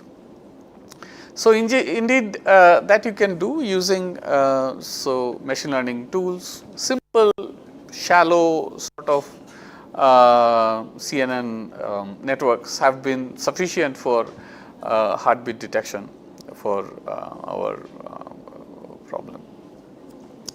So, and this also has a very interesting thing. If you do this, so even before people started using machine learning for this purpose, people used heuristics. What type of heuristics? They looked at the frequency analysis and then put some filters to look at, to break the ECG signals into frequency subbands and try to say that, okay, this is informative, this is slightly less informative, and then heuristically combined those to come up with an inference. Very interestingly, when we simply learn those CNN things, which essentially if the convolution is, those of you who are electrical engineers, convolution is nothing but filters. So, they could be frequency selective. So, when we look at the filter responses of these convolution layers, we actually got back what people manually did earlier, closely. In fact, it actually learned those manual practices. This is what, okay. So, this is kind of, we gave some results for some public data, and then we kind of got pretty nice for two, I think we gave results for two different data sets. So, it is a kind of a cross what do you call it, cross database sort of validation. Atrial fibrillation and false alarm. Okay, maybe in the interest of time, I will just skip the atrial fibrillation. Maybe I will just go to one more. I mean, this is kind of very similar. So, there is the heart when it kind of beats, they usually beat in rhythm, but an unhealthy heart may beat out of rhythm. Okay, there are different types of rhythms of the heart. If it goes very slow or slower than the normal, we say bradycardia, very slow, extreme bradycardia, goes faster, tachycardia, extremely fast, extreme tachycardia. And then these things could be based on different chambers. It could be ventricular, it could be atrial. So, so these are the, and the worst situation is when there is fibrillation. I mean, that's a very serious situation. You don't even have. So, you're kind of the heart pumping goes on in a rhythm, right? I mean, a cycle, and then there are specific areas which kind of controls those rhythms. When they fail, then there is no rhythm. It's kind of fibrillation or flutter. Flutter is a slightly less severe one, but the fibrillation sort of situation, which is very bad. Those are the kind of situation which you would like to detect in the ICU setting, and one has to basically look into, okay, so maybe just tachycardia, I will just stay a little bit. What you have to do is, maybe there are features that you collect, but then there are medical knowledge, clinical knowledge, you may have to incorporate. So, there could be some decisions which have to be made based on, so it is like not purely, it is not like a neural network is doing everything. So, you take advantage of neural network for summarizing information, but then you put some logical checks also there, just like the doctor does. Okay, so that is probably some sort of summary of a basic things that you can do for cardiac analytics. I will just add one interesting idea to the mix, which we call heart rate variability. So, this is a very simple concept to start with. You just take ECG and So the peaks that you see here, is there a board? Is there?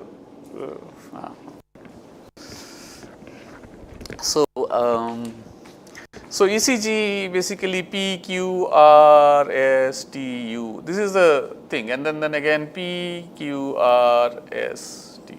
These are R peaks. So these are called RR intervals. Okay. So when we are talking about heart rate variability, all we are talking about is that you look at consecutive RR intervals and calculate some statistics out of it. Okay. So that is the variability statistics. Some are done in the time domain, some are done in the frequency domain, some are done in a slightly sophisticated, we call nonlinear domain. Okay. So what it simply says is that how much this rhythm, this thing is changing.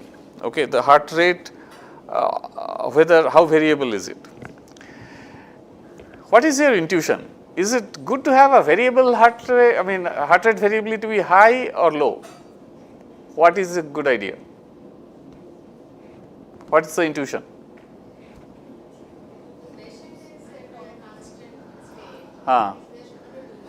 Okay, but suppose they are doing many different things.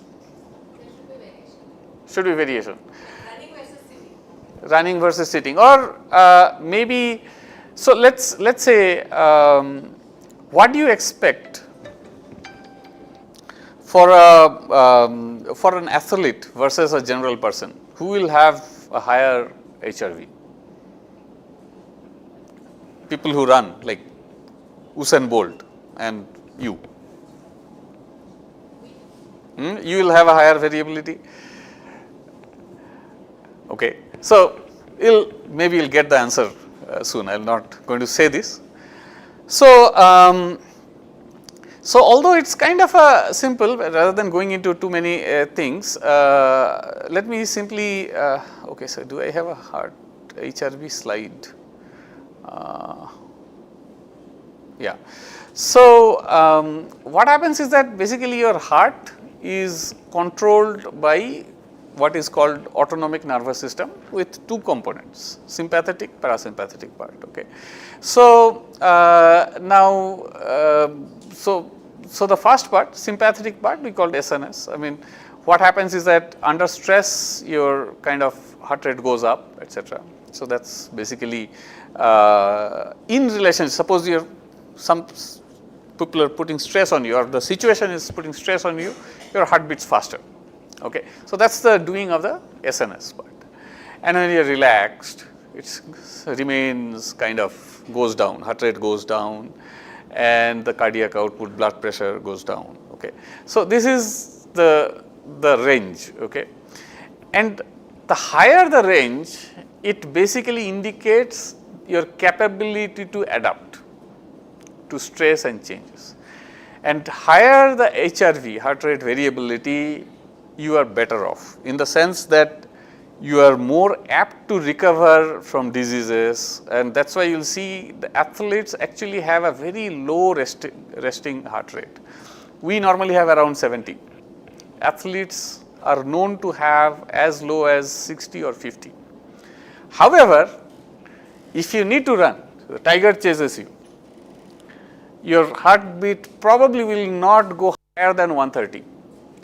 Whereas the athlete's heart rate can go to 160.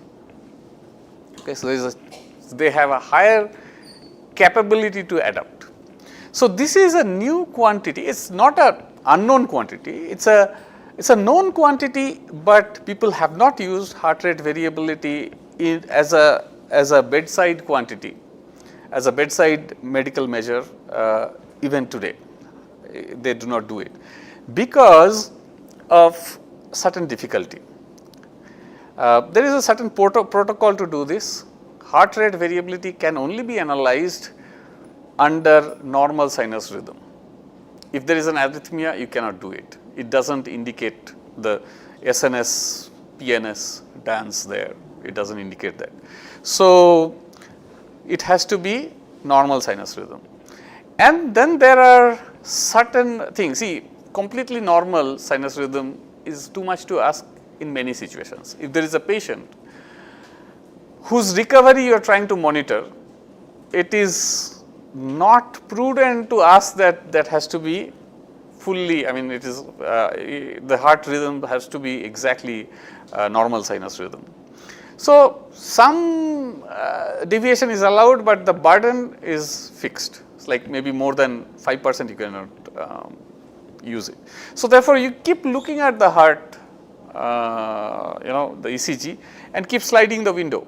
Wherever you get less than 5% burden of non-sinus rhythm, then you can say that from here I can calculate the HRV, which is actually a pretty kind of difficult, it's an intensive job. So, however, what we could do is here we could automate this, unlike many places wherever they deviate from this, people try to do a compensation, which is not a good idea, because when you compensate, you are not measuring a patient's inherent state, you are imposing something on it. So, we kind of did a thorough validation of this, and we propose this as a kind of a thing. And the main tool is, of course, again based on CNN, but here my emphasis is that clinical knowledge. So, it's informed by clinical knowledge. That's the real challenge. The tool itself is probably not that important here. Simple CNNs work, but the clinical feedback, clinical knowledge was central to this. Okay, so these are all done. Importing HRV, okay. So I will just kind of skip all this business. I just want to quickly touch upon the okay. So these are I just so I just quickly touch upon the eye side of it. Okay. So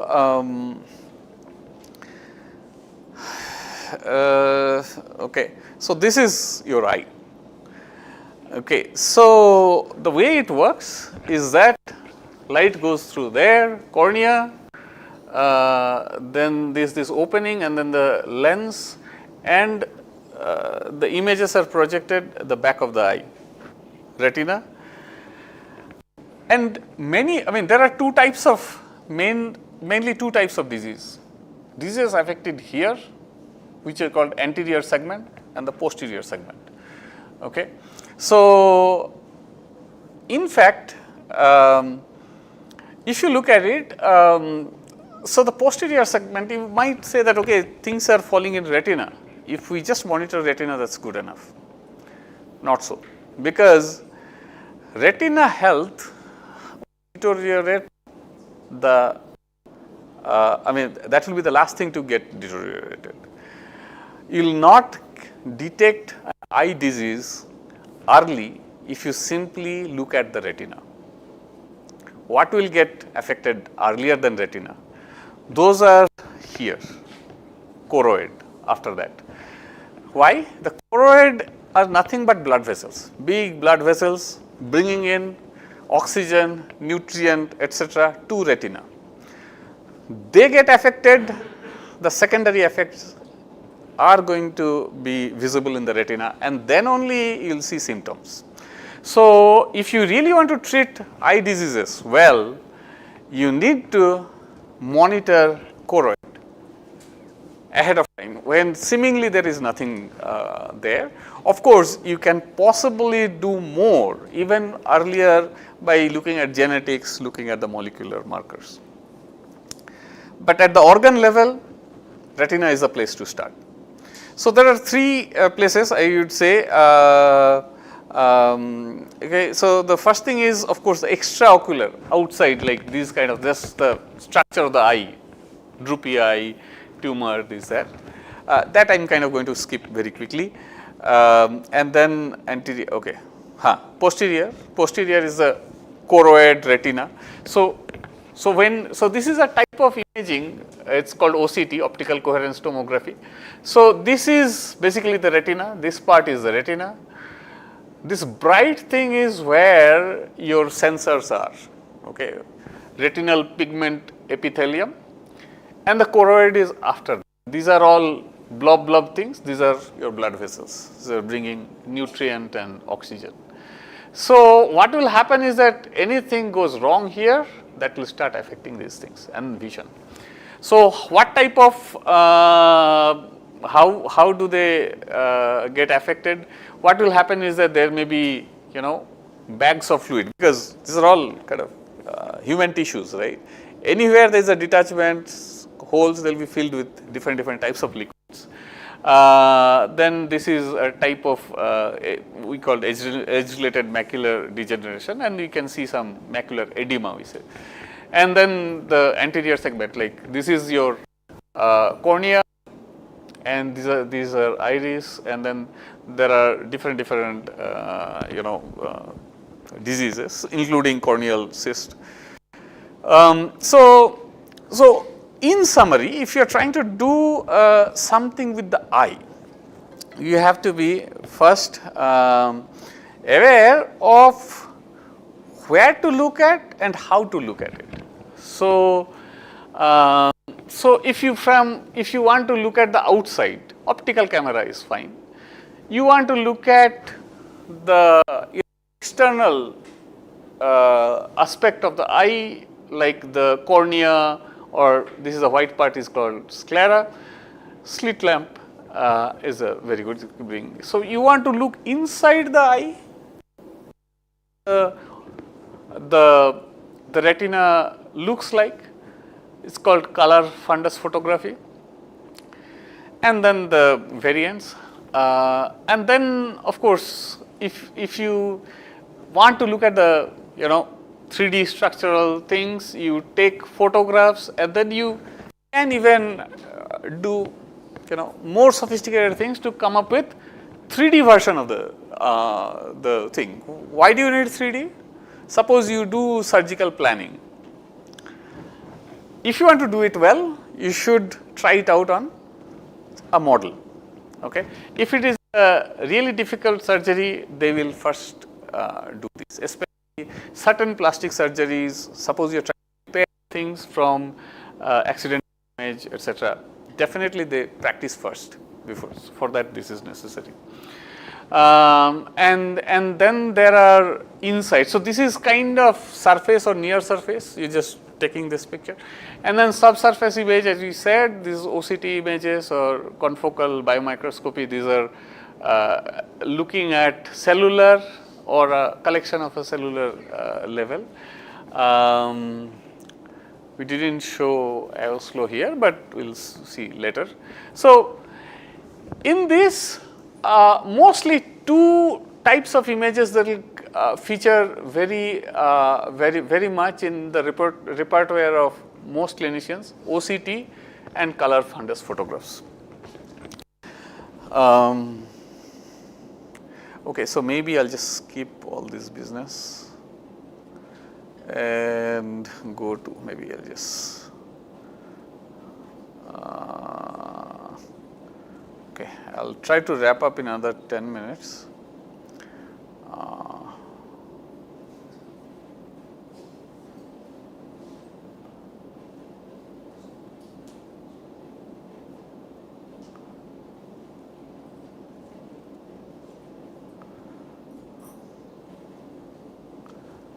Segmentation.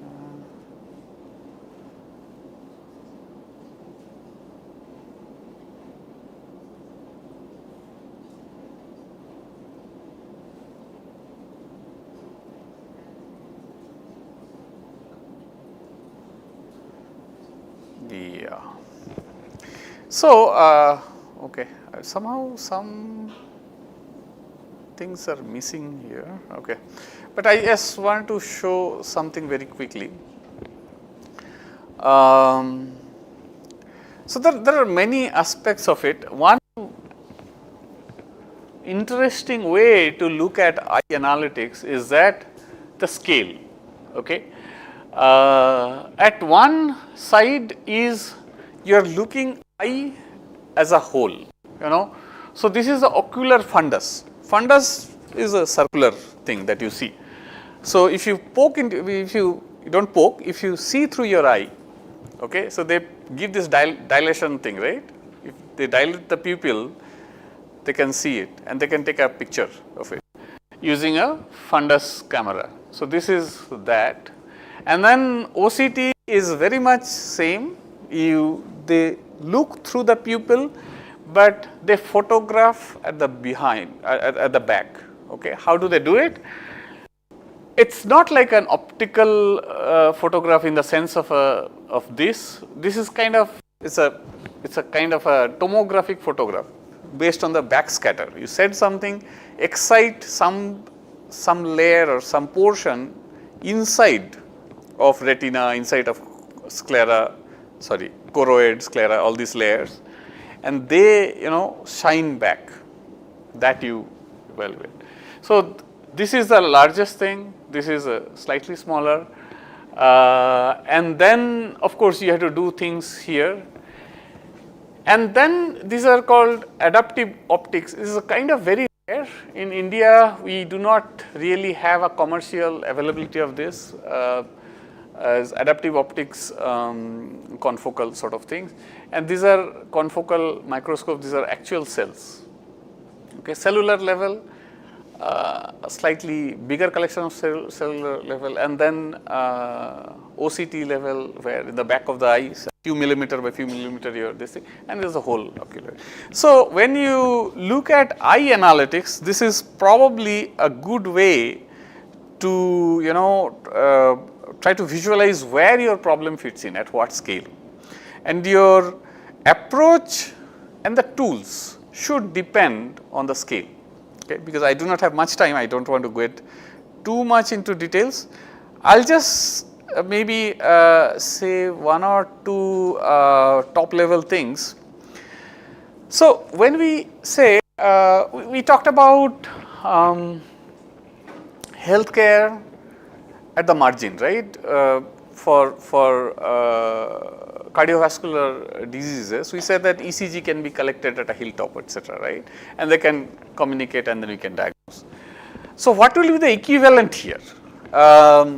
So somebody takes a portable fundus photograph, fundus camera, and goes to a village and then collects it and then sends it back to a diagnostic center for evaluation. What is the biggest hindrance here? If you think about it, the biggest hindrance is there. ECG is kind of a simple thing. It's a 1D signal, and the protocols are pretty much fixed. They know where to attach the electrodes, and then they can do a good job. Here it's not so easy. You have to take a picture inside of somebody's eye, and normally the portable ones do not require the dilation. So that means the amount of light they get is lesser. So therefore noise, etc., is more, training required is more. So there is a larger chance of taking bad pictures. So you have to root out bad pictures, otherwise what will happen is that you will go there, take the picture, send to the diagnostic center, only for the center to refuse it, saying that I cannot diagnose it because the quality is bad. So for this to happen, first thing you have to do is diagnostic quality has to be maintained. So, so this is one important problem.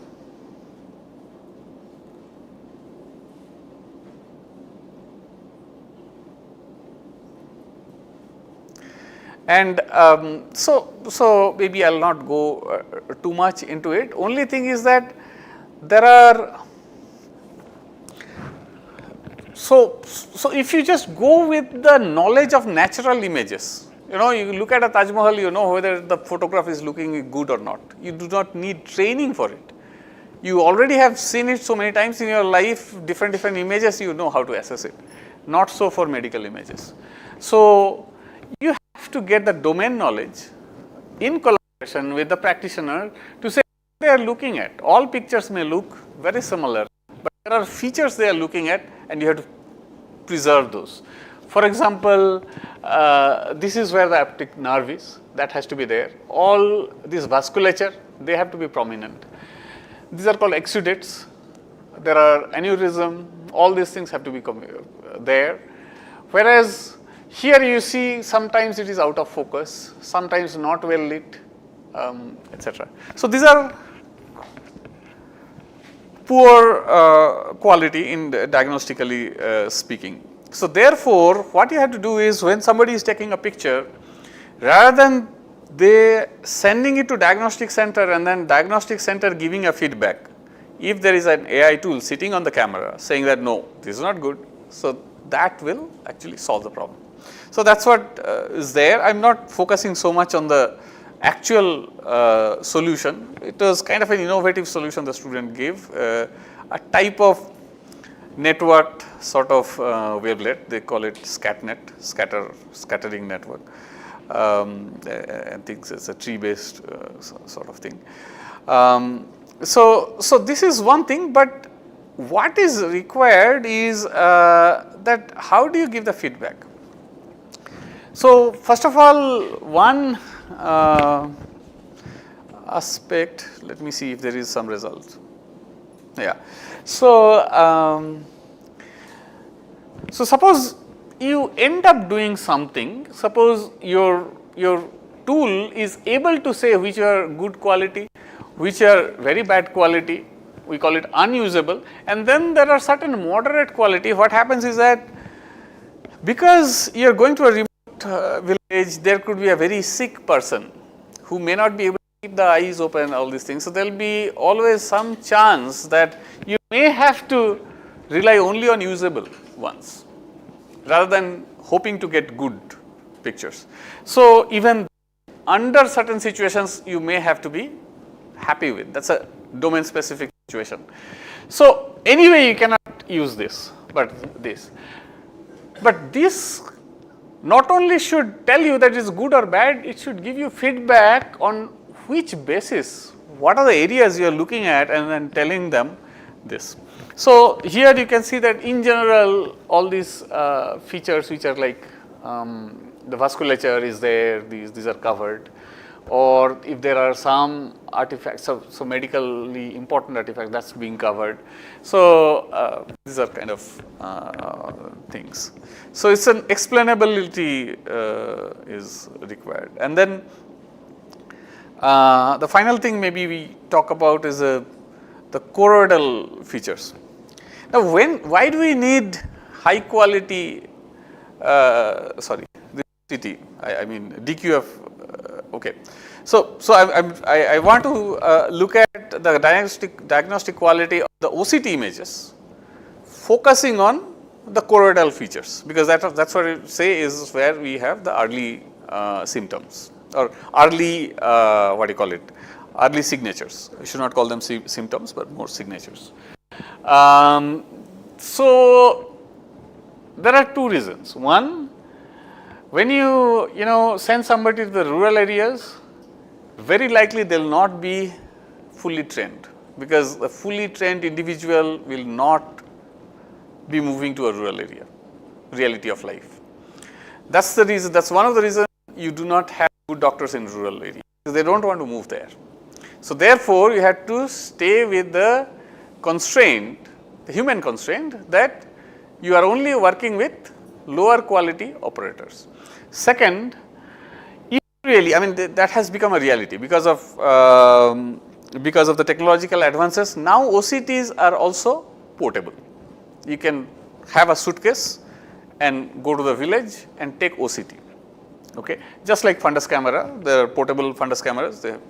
And those similarly have the same difficulties with the portable fundus images. So you need this diagnostic quality. Otherwise, you cannot really take advantage of your remote footprint. So you're going to the remote area, but if you cannot collect good pictures, you cannot do diagnosis. So things like this, like healthy AMD, CSCR, these are different diseases, and this is how you may it may look. I mean, so different diseases. This is the way it kind of comes across to you. Here, for example, we do a few things. I mean, this is a kind of a suggestions if you are working on these areas. what you can do is not only you tell whether something is good quality, bad quality, but you provide a visual explanation. Okay, maybe GradCam++, something you do, and that is really very important. I mean, for diseased for diseased eyes. Now, what will happen is that that gives a preliminary kind of handle for to the operator, like what to look at, and if something is bad, if their image is not coming out well, so what to correct. And we evaluate this. If it is really done well, we can do a sanity check. Based on that, there are AI tools to do this layer segmentation. If the segmentation is going good, that means likely you have taken good pictures. So there are multi-level things that we do there. Yeah. So I mean, so it's kind of these topics. Actually, I had 5 PhD thesis out of this, so it will never be complete. So what I'll do is I'll simply stop and take questions. Yeah. So I kind of try to give you not the tools perspective, but the domain perspective of the healthcare issues. Like, these are the situations where you will be asked as an engineer to pitch in, and then what is the approach you should take. Tools, there are aplenty. You can try all these things, and probably some tools will work better, sometimes will do. But what if you are working as an AI person in healthcare, your first consideration should be how you interact with the health professional. Yeah. Take it. Yeah, go ahead. You can take a few questions maybe.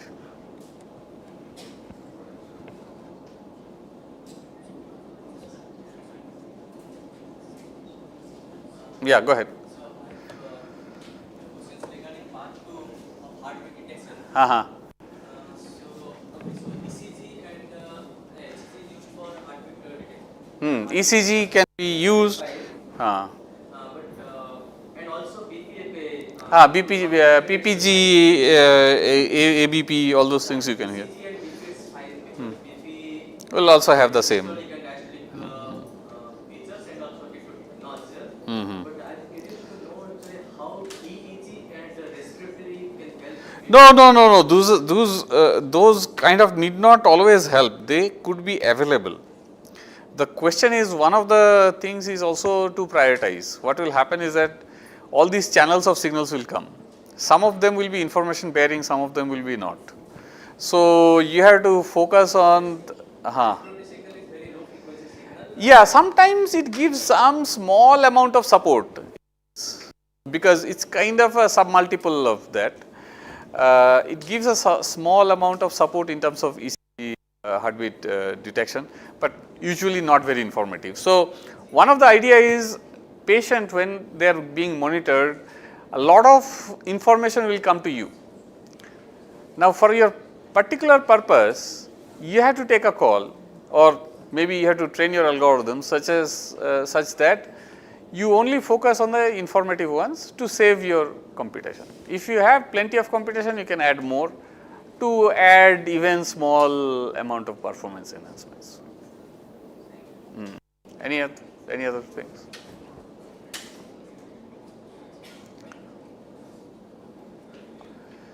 So if not, maybe we will close and go for lunch.